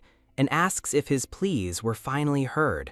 Laughing, the butler happily clarifies that it was His Highness's idea. The young man is left speechless by the surprising news. He addresses Clade directly, lamenting how his recent changes have made him sad. He continues to tease Clade for standing so brazenly in the sunlight. The man gasps in shock at Clade's face, but Clade coldly cuts him off, tired of hearing how hideous it is. Clade mockingly holds a hand mirror to the man's face, telling him to stop carrying it around. The man stares at Clade's reflection in disbelief, exclaiming that his forehead is completely clear. The man beams, realizing the treatment from Clade's wife is working wonders, and playfully muses how she would have dominated the academy. The brown-haired man questions Clade's gloomy mood, asking if he's brooding. Flustered, the brown-haired man stammers in response. Clade looks away in anguish, wondering how to stop the pain when they sleep together. The brown-haired man is shocked, asking if she's still in pain, but Clade clarifies he wasn't talking about himself. The man scolds Clade, calling him useless and criticizing his cold stare and cursed tongue. Panicked, the brown-haired man begs him to forget everything. The scene shifts to a library where Yuan sits before a green-haired man in a lab coat. A blurry, fond memory of a faceless couple appears. A memory of his smiling sister Apolline in a flower crown surfaces. A flashback shows a younger Clade telling an older man he can't bear more death, while the small wolf resolves that there will be no exceptions. The wolf sits before the mansion, thinking that anything near death must be cast out. Back in the present, the green-haired man begins to speak to Yuan about a difficult topic. He explains that the dog is too old for treatment to be meaningful, but Yuan pleads for a way to help. The man gently states that forcing treatment on the old dog would be cruel, and that staying by his side is the kindest option. Yuan is heartbroken by the grim prognosis. Her inner thoughts reveal she only wanted to buy time for His Highness to see his dog, Oliver, one last time. The sweet memory shows a younger Clade happily petting Oliver in the sunlit garden. Yuan looks down, desperately asking if there is truly nothing to be done. The man reports their new painkillers are so effective that His Highness barely needs them anymore. He continues, explaining that this means many of the ingredients are now left over. A brilliant idea strikes the green-haired man. He suggests using the leftover medicine to ease Oliver's last days, and Yuan gratefully agrees to help. As Yuan thanks the man, Hile, a maid, suddenly bursts in screaming for the madam. The maid cries out Oliver's name in terror, her screams echoing as Yuan looks on in horror. With a tap, tap, tap, Yuan's feet hurry across the floor. She rushes down the hallway toward the source of the commotion. Reaching an ornate door, she places her hand on it to enter. She gently calls out to His Highness. Finding Clade with his back to her, she informs him that Oliver may pass away at any moment. Clade remains silent, his expression unreadable. Yuan sadly realizes he doesn't want her to witness his grief. As he begins to turn, she asks if he truly won't be there to say goodbye. Standing before him, she gently suggests that he should come too. In a carriage, Clade comforts the dying Oliver on his lap. Hilly warns a distressed Hina that leaving the annex will harm her health. Yuan explains to the crying Henna that animals sometimes leave their masters when they sense death is near. She adds with a small smile that His Highness had the same thought. Yuan reflects that this way, Clade can at least hold his companion one last time. While Hina grieves, Yorn resolves that not being there would become another wound Clade would regret forever. Her eyes narrow with quiet determination. The butler, Gustav, worriedly brings dinner to a darkened room, announcing his presence to His Highness. Staring out a frosted window, Clade reflects that some wounds are simply buried by new ones. His somber face is framed by icy branches as the narration concludes, unjustly so. The scene transitions to a cold, snowy night. Yuan shivers as she walks through a dark and chilly hallway. She feels a strong fever coming on, a cold sweat breaking out. Determined, she pushes on toward his room, planning to put him to bed first. She quietly opens his chamber door. Though pale and ill, her expression is resolute. She finds Clade inside, standing with his back to her as he gazes out the window. Yuan tenderly embraces Clade from behind. Clade's expression is somber and distant. Yuan smiles gently, having made a realization. In a blurry memory, a young blonde child plays with the dog as Yuan wonders if she was wrong. She is startled by a sudden thought. Flustered, Yuan apologizes for her appearance and offers to wash up immediately. Noting the lingering chill in the air, she looks concerned, asking, "Huh?" Clade gazes at her with a serious, intense expression. He warns Yuan that she will catch a cold too. The scene transitions to a grand, sunlit palace. A golden letter, sealed with a purple wolf crest, is shown. A red-haired woman feigns carelessness as her companions wonder about the letter. She slyly reveals it is a personal letter from the first prince. The ladies gossip, asking Lady Regina if rumors about the prince's lavish gifts and their frequent outings are true. Regina offers a small, knowing smile in response. She coyly dismisses the talk as mere rumors that can arise from a good friendship. Wow, her companions are thoroughly impressed by her display. Over a dessert tray, a lady speculates that Lady Arista might be cast aside. The ladies debate the situation, noting no official engagement existed and suggesting they were never meant to be. Regina thoughtfully sips her drink, pondering the name Lady Ariesta. Narration explains that when Igor Euphrates became emperor, Count Drytor was elevated to Grand Duke of the North. The current Grand Duke of Drytor is revealed, a man with silver hair and a confident smirk. His daughter, Ariesta, is introduced as the heroine who instantly became a Grand Duchess-to-be. Slurp. Taking a sip, Regina wonders if Ariesta is a little like her. A companion named Delphina begins to speak of Ariosta and the former prince, but Regina sharply interrupts. Delphina asks why, questioning if there was a history between Lady Ariesta and the former prince. A memory shows a happy Clade and Ariesta together, as the narration confirms they were once close. Back in the present, a lady continues the story of what happened when the prince fell ill. The famous story is recalled.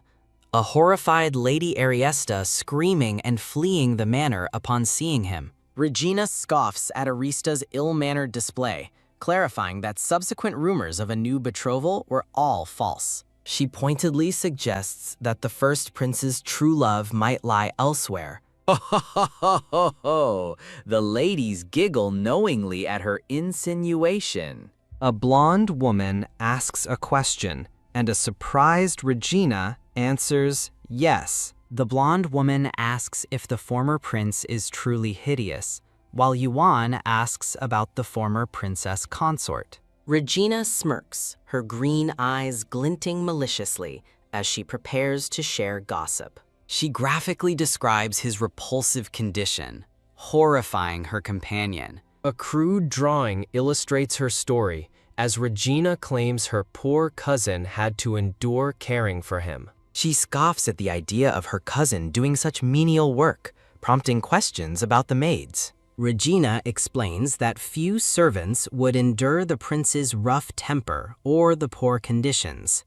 When asked about rumors of their affection, Regina's eye widens with a new angle to exploit. Wah, she dramatically feigns pity, questioning if affection is a good thing with such a prince. Her companions look on, unsettled by her theatrical display. Regina muses that Yuan is just a pitiful woman living with a monster. She concludes that Yuan will never be able to enter society again. The scene shifts back to Yuan and Clade's castle. Now dressed elegantly beside him, Yuan hopefully asks what he thinks. Clade questions her actions as she explains she had Hana bring a mirror. Yuan looks up at him with a nervous, hopeful expression. See? Don't you look handsome? She asks as he stares at his reflection. Tsk. Clade turns away abruptly as Yuan quickly apologizes for making him uncomfortable. Yuan explains she only thought he might stop seeing himself as unbearable. Blushing, she shyly suggests that soon the garden will be beautiful too. Clade agrees, saying it's a waste to only see it from the window. He turns his head, a thoughtful expression on his face. Persistent as ever, Clade says, telling her he'll handle it himself as she stammers in agreement, surprised he didn't scold her for overstepping. An observer notes how freely the lady interacts with the servants as Yuan is seen surrounded by maids. The brown-haired man tells a pouting younger Clade he's wrong, fondly recalling how they used to brawl like commoners. Clade coldly asks if he just came to reminisce, and his friend complains that his words are harsh. Elsewhere, Yuan shares a warm laugh with one of the maids. The brown-haired man watches her with a gentle, admiring smile. Clade notices his friend's gaze and sharply asks why he's staring at her like that. The brown-haired man playfully pats Clade, who quickly tells him to keep his hands off. Clade remarks on her cheerful demeanor, wondering if she is still grieving despite her bright appearance. The brown-haired man looks on in confusion, unsure what to make of Clade's observation. Later, Gustav addresses His Highness, who startles him by asking for the location of Louise Fell. Clade clarifies that he means his 8th wife, the one who died before he ever saw her face. A flashback shows Yuan holding a simple funeral at a chapel while a younger Clade grieves by the coffin. Yuan recalls lying about the deceased, claiming it was a stranger who died en route to her wedding. She reveals she feared Marquis Campani would desecrate the body if he knew it was her sister, Louise. She mournfully remembers being unable to even hug the coffin one last time. In a dark, cavernous space, a question hangs in the air.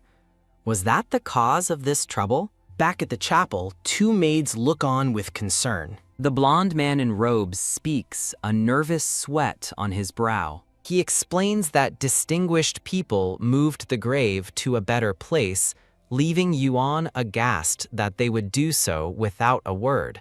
The blonde man suggests that if her family came for her, it would be a good thing. No, Yuan thinks in horror, realizing Marquis Company must have taken Louise's body away. A maid rushes to Yuan's side, asking what's wrong as she trembles in shock. Another maid announces they are ready to leave, but Yuan tells them to go on ahead. What?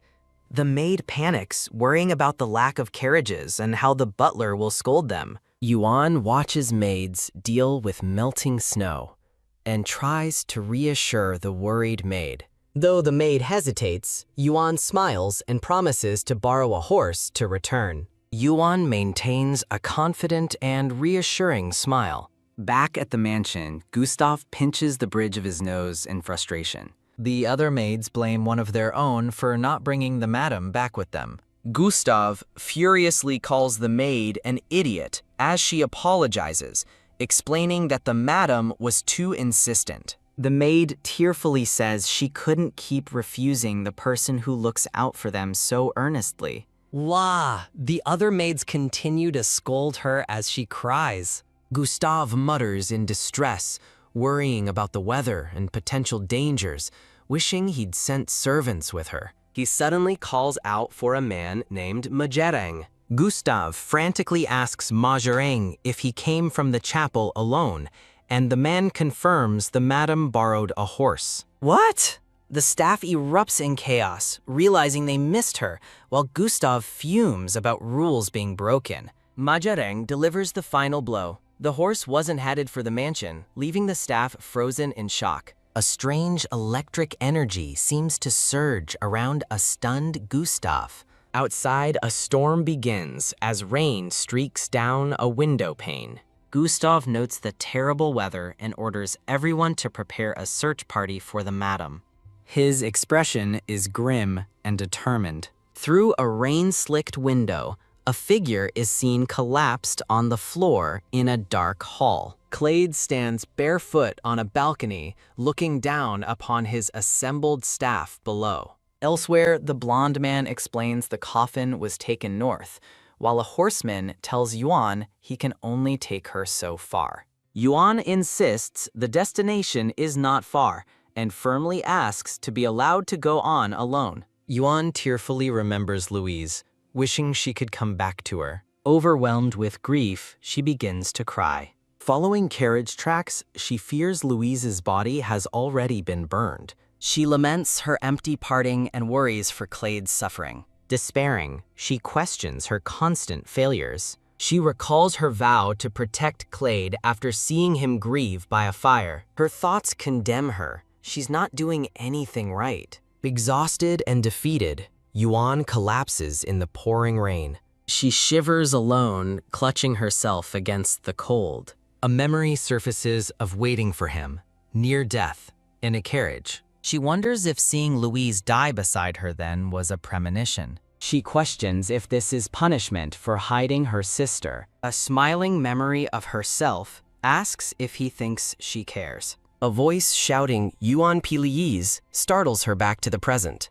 A cloaked figure emerges from the rainy woods. It's Clade, his expression grim and determined. Seeing him, Yuan tearfully whispers his title. She cries that her sister is gone, her grave desecrated. As she explains, Clade softly says her name. He pulls her into a protective embrace in the storm. Held tight, she looks up at him and asks why. He demands to know why she kept this from him, as she tearfully apologizes. He reminds her how he begged her to come out, but she refused. Clade laments that he had plans for them, but she forced him to rescue her in such a pathetic state. He answers her question simply, because you didn't come. He gently caresses her face, reminding her of her promise to return by sunset. Back at the mansion, maids watch anxiously through the window.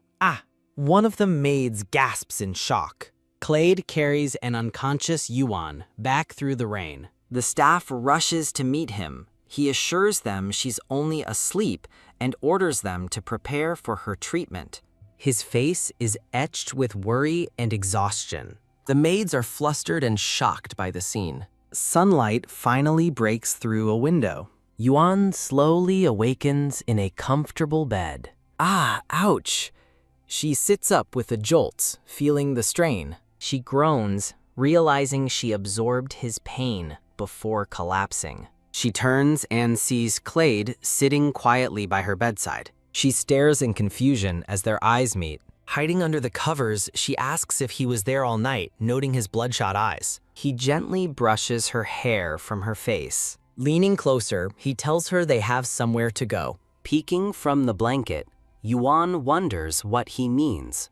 Clade asks where she needs to go, then declares they will go to her sister's burial place together. Yuan is left speechless by his sudden declaration. He explains this is why he couldn't tell her right away. As he asks if she's still angry, she shoots up in bed. She leans in close, declaring she will go with him. She eagerly offers to get ready, but he tells her to move away. Overjoyed, Yuan beams with a tearful, radiant smile. Louise has been reburied, now resting beneath a beautiful white gravestone. In the cemetery of Marquis Rev, Clade and Yuan stand with priests before a new gravestone. As a priest reads, Yuan thinks she can finally say a proper goodbye. She remembers a joyful past, holding hands with a smiling Louise. The priest concludes the prayer for Louise Feli as Yuan leans against Clade's shoulder. Clade places a comforting hand on her shoulder, and she looks up, surprised. He tells her this is a farewell that will last forever. A tear rolls down her cheek as she trembles with emotion. Yuan stands solemnly before her sister's gravestone, paying her last respects. In a memory, Louise tells someone not to apologize for their parents' deaths or her illness. Lying in bed, Louise thanks them, asking them to just wait 1 year. She sits up with fierce determination, vowing to come and get them within a year. Back in the present, Yuan cries while thinking of becoming a family to someone lonely like her. A memory flashes of a younger Louise, her long hair flowing freely. The younger Louise looks on with a sad yet determined gaze. Clade and Yuan stand together, finally putting her sister to rest. Their carriage rumbles through a sunlit forest on their journey home. They sit together in a quiet, comfortable silence inside the carriage. Clade apologizes, and Yuan looks down, blushing at their closeness. He clarifies his apology is for not telling her about her sister sooner. The two continue their journey, a silent understanding between them. Clade stares pensively out the window. Yuan watches him with a soft, thoughtful expression. A new routine begins, visiting the family cemetery together in broad daylight. Standing beside Clade, Yuan blushes with a gentle smile. She thinks to herself that this truly feels like they're a family. A title card reads, "One day, my sister died." Elsewhere, maids gossip, one disbelieving the scary rumors after seeing the prince, while the other scolds her for being an idiot. The first maid insists they saw him with their own eyes. The maids collectively swoon over a vision of Clade, declaring him the most handsome man they've ever seen. At the estate, a maid speculates Clade hid his face to avoid the first prince's jealousy and wonders where he went. Yuan looks down with an embarrassed and slightly stressed expression. Clade, now unmasked, asks about her expression as she admits she wanted the annex to be perfect before showing him. Gazing at the magnificent, clean annex at sunset, Yuan thinks she didn't expect to show him so soon. Clade's purple eyes widen with surprise and admiration. He gently takes her hand, making her flinch. As a memory of a younger Clade with his family appears, Yuan asks if he's angry she touched it without permission. The scene shifts subtly through sun-dappled leaves. Clade looks at the annex with a serious, unreadable expression. He asks how long it will take, and she confusedly asks him to clarify. He specifies he means cleaning the annex, which she said wasn't finished yet. Yuan smiles, explaining that the inside is mostly done and just needs furnishings. He notes that using servants would have been quicker, and she stammers in response. With a radiant smile, she explains she didn't want to borrow anyone else's hands. She tells him she did it with her own hands because it was her own desire. Blushing deeply, Clade murmurs that she does this every time. As they walk away, he says he doesn't understand how she can do her best for him and then laugh it off. The grand annex stands beautifully against the setting sun. Leaning close, Clade intensely asks a blushing Yuan if she likes him. Startled and beet red, Yuan flinches as he grabs her wrist. She stammers an answer, reasoning that they are a married couple. A dark-haired woman urgently asks a blonde-haired man where he is going, as he calmly replies he's finishing his walk. The scene shifts to a grand, sunlit mansion.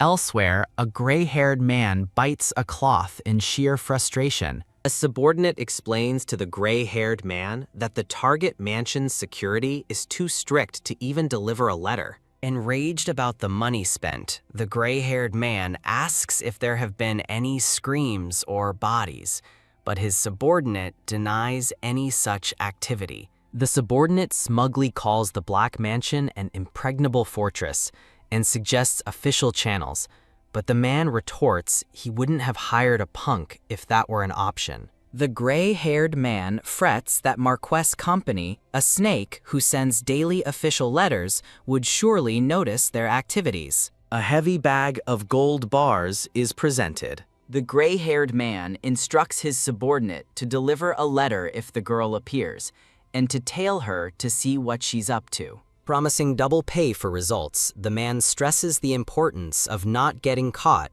and his subordinate smirks in agreement. The subordinate asks about a letter for young Master Rev, and the flustered man orders him to take men and deliver it urgently. A carriage departs from the estate. In another location, a blond man in a formal uniform weeps, admitting he thought his son Lancelot was playing a prank. He laments that he didn't believe Lancelot, realizing the boy sometimes tells the truth. Clade recalls hearing such things since he was 4 years old. In a flashback, a young Clade tells the weeping man to stop admiring his nephew's face and stop his disgraceful crying. Back in the present, Clade tells the uniformed man his business is not about his face. An aide reports that the county of Feli has demanded a marriage payment despite having sent nothing themselves. The aide suggests they can use the demand to negotiate a dowry from their side. Clade falls into a thoughtful silence. He decides to give them what they are asking for, so they have no reason to try and take her back. Clade dismisses the cost, ordering them to pay the amount without argument. The aide acknowledges that the payment amount is ultimately irrelevant. The uniformed man from earlier stands before Clade. He perks up as Clade addresses him as uncle. Clade suggests they take a walk, noting it has been a while. An advertisement suggests other series to read. Clade and his uncle walk together through a sun-drenched garden. His uncle reflects that he never thought this day would come to walk outside with Clade again. His eyes shows a glimmer of heartfelt emotion. Meanwhile, a maid holds up a hand mirror, catching the sunlight. The maid smiles warmly while looking at her reflection. The uncle thinks of Yuan's arrival, comparing her effect to storm clouds turning into a rainbow. He glances over at his nephew. Clade walks with a serene expression, lost in thought. The uncle watches him with a fond smile. Clade remarks that Igor Euphrates only cares for destruction, executions, and chasing women. His uncle agrees, adding that Igor is just like everyone else. Clade remembers Yuan, wishing he could live a normal life like other people. He admits to himself that he no longer resents those once hated words. He reflects that the dreadful pain is fading, and the one who saw his weakest side didn't flee. A tender memory surfaces of him and Yuan holding hands, with her simply saying she likes walking together. His uncle remarks that it feels like an unreal reality is approaching. The uncle smiles warmly as Clade looks back at him. A close-up reveals the thoughtful intensity in Clade's purple eyes. He spots Yuan in the garden, playfully holding her mirror towards the sun. A soft, genuine smile graces Clade's face as he watches her. The scene focuses on the collar of his shirt. The moment transitions with an image of blooming roses. The scene shifts to a grand, glittering staircase filled with elegantly dressed guests. A gray-haired man curtly orders people to move aside. The scene shifts to the prince's palace training grounds. The gray-haired man addresses a fencer in white as Your Highness. He reports that Garrett Feli's faction has begun investigating the Black Mansion. The man adds that the Empress Dowager is tending to the mansion, a fact that surprises a blonde man. The blonde prince smirks, dismissing her actions as a bored, noble woman's hobby. He asks if the couple is still affectionate, but the gray-haired man reports hearing her cries of agony all night. The gray-haired man questions if the blonde prince truly believes that monster could have feelings for a woman. Recalling Yuan's solemn face, the gray-haired man confidently thinks, no way. The blonde prince smiles cruelly, musing that it must be so hard for her. His expression darkens as he remembers his own familial connection. He decides he should do something to help her situation. Elsewhere, a red-haired woman and a man with short blonde hair watch a play from a private box. The woman, Regina, glances at her companion with an annoyed expression. She fumes internally, wondering why the normally attentive prince is ignoring her for the stage. A flashback reveals that Count Feli's daughter has joined Prince Blanico's circle. Nobles gossip cruelly about Regina's commoner mother and appearance, predicting the prince will eventually marry another. They sneer that her value will plummet, leaving her without prospects or a dowry. As they mock the Feli family, Regina's face twists in silent fury. Her eyes burn with determination as she vows this will not be her fate. She believes the sheltered Ariesta Duchess could never satisfy Prince Blanoko's curiosity. Imagining him with another woman, she fiercely declares that she is different. Jan, back in the present, Regina tries to speak to Blanco, but he interrupts with a massive yawn. A blonde noblewoman approaches, asking if the play is not to his liking, as Regina seethes, remembering he never yawned with her. Blanco watches the blonde woman with a thoughtful expression. The woman turns to Regina, stating that Blanico's attention is always on her. Leaning closer, she slyly asks Regina if she understands what that means. She explains that their family's fame in medicine offers little amusement for the prince. Cupping Regina's face, she suggests Blanico is only curious about the Feli family because of the widespread sickness. She declares that the loyal Feli's daughter deserves to be the main character of the debutante, shocking Regina. The woman insists Regina must be at Prince Blanico's side and no one else's.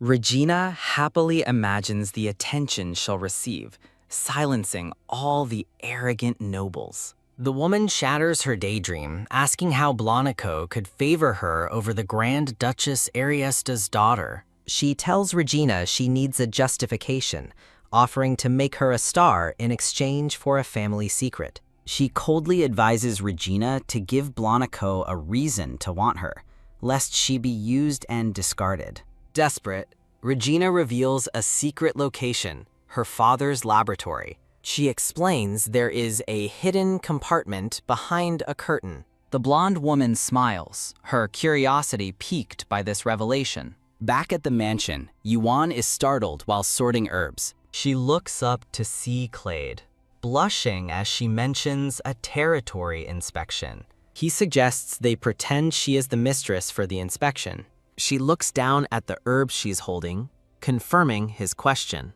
Overcome with joy, she gives him a brilliant, happy smile. Her pure delight leaves Clade looking utterly baffled. A carriage departs, beginning their journey into the territory. Inside, Clade quietly observes Yuan as she looks out the window. His gaze is sharp and contemplative as he watches her. Dressed beautifully for the outing, Yuan smiles in pleasant anticipation. Clade looks down, recalling her recent enthusiastic expression. He asks why she's so excited for a village tour, and she happily confesses it's her first time. Yuan narrates that she's only ever been at the Feli mansion. She recalls her only other outing was a brief inn-stay on her way here. She smiles sadly, remembering she was too dazed by her sister's death to notice anything. Looking out the carriage window, she asks Clade if the area is supposed to be so empty.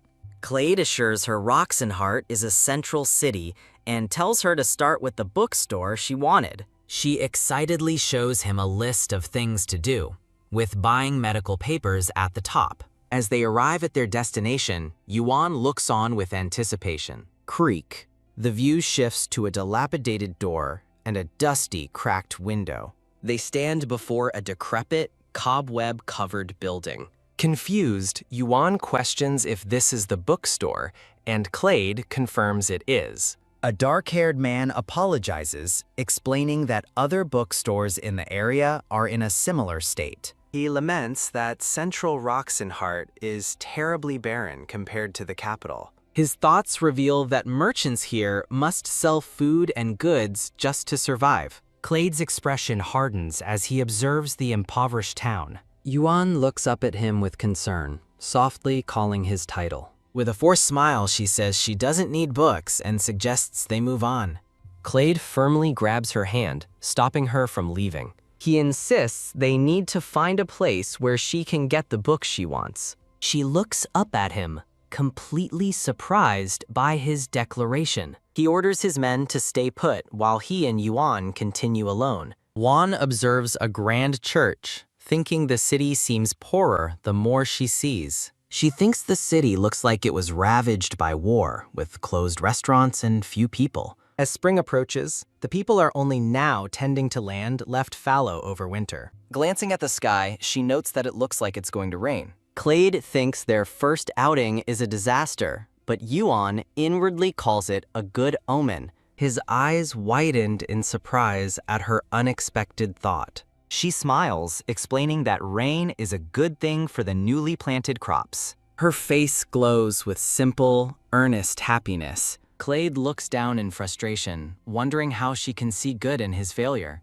Splash, a heavy, heavy downpour begins, catching them off guard. Yuan exclaims in surprise as Clade urgently tells her to get under the eaves. They stand together under an overhang, sheltering from the pouring rain. She nervously clutches her dress, which has gotten wet. Looking down with a blush, she notes that her clothes are soaked. Her gaze drifts toward Clade, who is looking over at her. She turns away, flustered and unsure what to think. Clade abruptly turns his back to her. She recalls him commenting on her shabby clothes and assumes he dislikes her current appearance. Deciding to fix her appearance, she looks toward a tailor shop mirror. She takes a step towards the shop.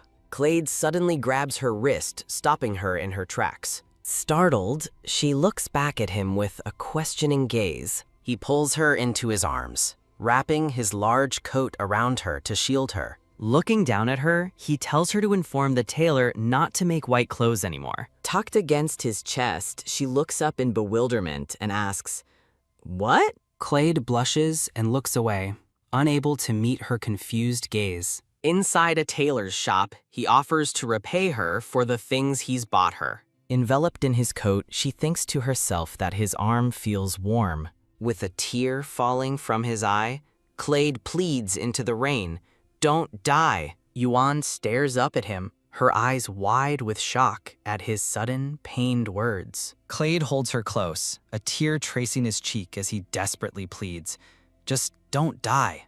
His words echo through a rainy haze. "I'll do anything. Just don't die," the plea finishes against the downpour. Wrapped in his coat, Yuan looks up at him with a gentle, blushing expression. She recalls a memory of her parents, standing together in a field of flowers. Then, an image of her long-haired sister appears in her mind. Clade's expression remains etched with sorrow and pain. Through his tear-filled eyes, she hears a faint memory of his title, Your Highness. Yuan looks down, a soft blush on her cheeks, as a strange feeling stirs within her. She internally questions the ticklish, warm feeling welling up inside her. She muses that it could be kinship, pity, or simply happiness for the moment. Her thoughts conclude that it's the joy of having a home to return to as their carriage departs. He gently leads her away as they walk back through the rain-soaked town. A brown-haired man cheerfully asks what happened to make His Highness work so hard. Clade tells him to stop being a smartass, but the man retorts that he hasn't even eaten. At his desk, Clade wonders aloud if he's about to die, having finally entered the office after 10 years, and tells the brown-haired man, Lancelot, that he wasn't helpful anyway.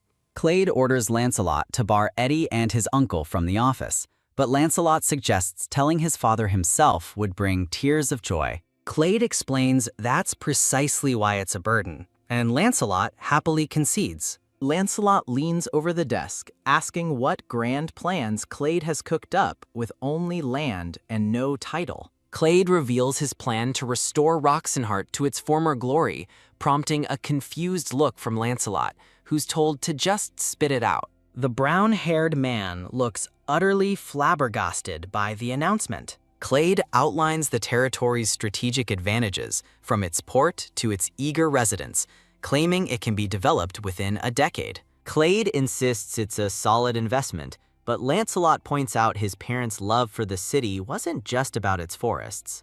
Lancelot's expression becomes serious and knowing.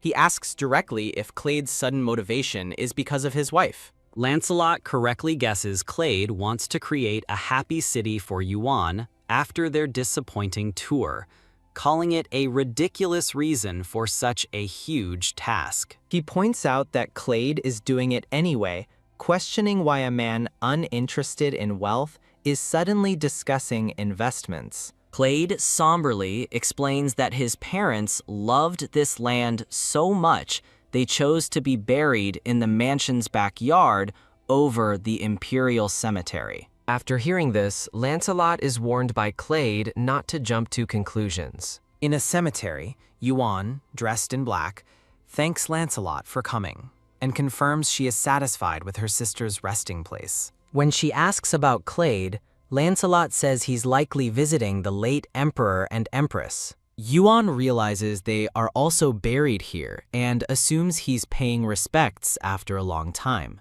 The two stand together in the quiet garden cemetery. Lancelot begins to recall the part of the day that truly surprised him. He remembers how Clade went to a grieving Yuan without a moment's hesitation. In a flashback, Clade approaches the veiled Yuan among the tombstones. Lancelot narrates that Clade seemed to have been waiting for her.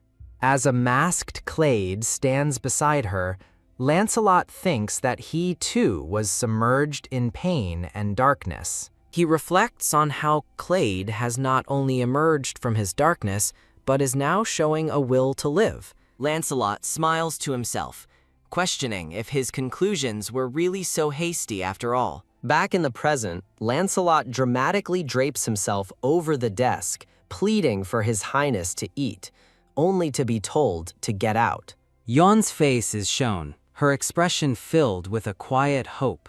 The scene shifts to the grand, sunlit exterior of the mansion. The household staff, led by the gray-haired butler, cheer with delight. A maid eagerly urges Yuan to show the master, but Yuan worries that he's too busy. The butler smiles, encouraging her to go, as His Highness should be on a break. In his office, Clade diligently writes, pointedly ignoring a knock at the door. Irritated, he looks up and snaps that he told them not to interrupt. His annoyed expression vanishes as he sees Yuan peeking into the room.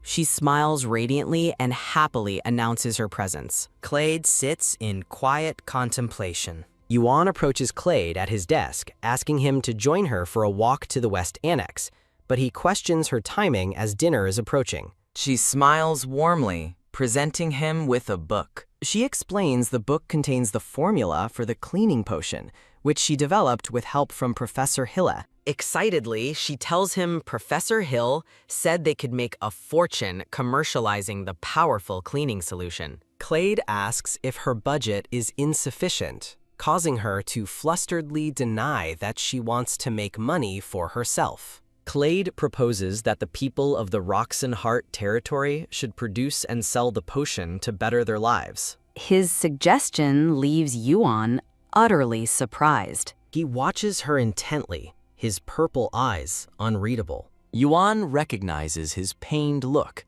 thinking he seems forced to do something against his will. She earnestly tells him she is doing this for his happiness. A montage shows the cleaning potion's immense success, with the Rev Merchant Guild achieving record profits and nobles clamoring to secure contracts. The enterprise created numerous jobs for local herb gatherers. It also supported artisans, commissioned glass bottles, and drew merchant guilds from all over to central Roxenheart. The once desolate commercial district is revitalized as citizens celebrate the groundbreaking and affordable new product. Elsewhere, the gray-haired Count Feli slams his fist down, declaring the news absurd. He fumes, suspecting that House Rev must have used his daughter Yuan's tricks to create the potion. He despairs that nothing is going right, lamenting that the prince paid the dowry, Priscilla is thrilled, and Regina is still being deceived. He reflects that he no longer has to deal with his wife's troublesome family. He also notes he didn't have to pull his son from the military academy. He recalls boasting to high nobles about his research, relieved he could maintain appearances with their money. His true desire, however, wasn't the gold, but Yuan Filey, the goose that lays the golden eggs. He furiously vows to never accept the marriage, declaring that Yuan will forever remain the property of House Feli. A voice calls out, "My lord?" A dark-haired subordinate reports his return, explaining he bribed the groundskeeper and learned Yuan visits the family cemetery a couple of times a month. The Count flashes a sinister, knowing smile. Confused, the subordinate asks pardon as the Count orders him to prepare to leave for that location at once. A red-haired woman, his wife, peers from a doorway, wondering who her husband is talking to. She confronts him, her eyes wide with shock and anger at the sight of his clandestine meeting. The Count looks startled by her sudden appearance. With a sharp smile, Regina obediently responds, "Yes, father." She glances at the subordinate and asks who he is. The Count's eyes narrow with suspicion. He sternly warns Regina to watch her conduct and abandon any foolish ideas. He clarifies he's referring to the first prince, Blanico, enraging her. Regina retorts that the prince sent her letters first,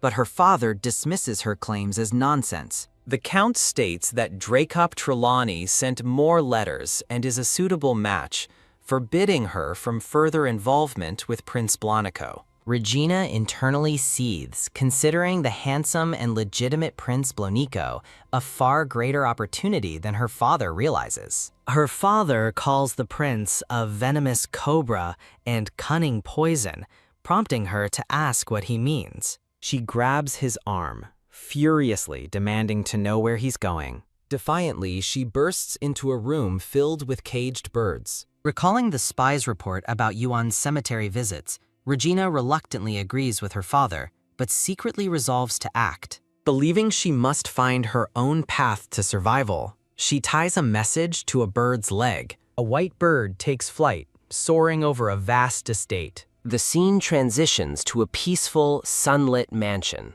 Clade's uncle beams, calling Her Highness a blessing for bringing so much wealth to the territory. A blonde aide suggests he tell Yuan himself, but Clade interrupts, asking where she is. Clade notes she is likely in the lab, observing that she participates in chores before holding up to read. As the uncle praises Yuan's intelligence and demure nature, Clade scoffs that she's more like a stray dog. The uncle excitedly adds that she gets along with everyone and got Clade to leave his bedroom, but Clade insists he came out on his own. A blonde-haired man announces he's prepared a little gift for her. Her suitability for a debutante ball is questioned, especially since she's married. The blonde man reveals his plan to hold a grand debutante ball for the marquisate. Clade sits unimpressed, prompting the man to get to the point.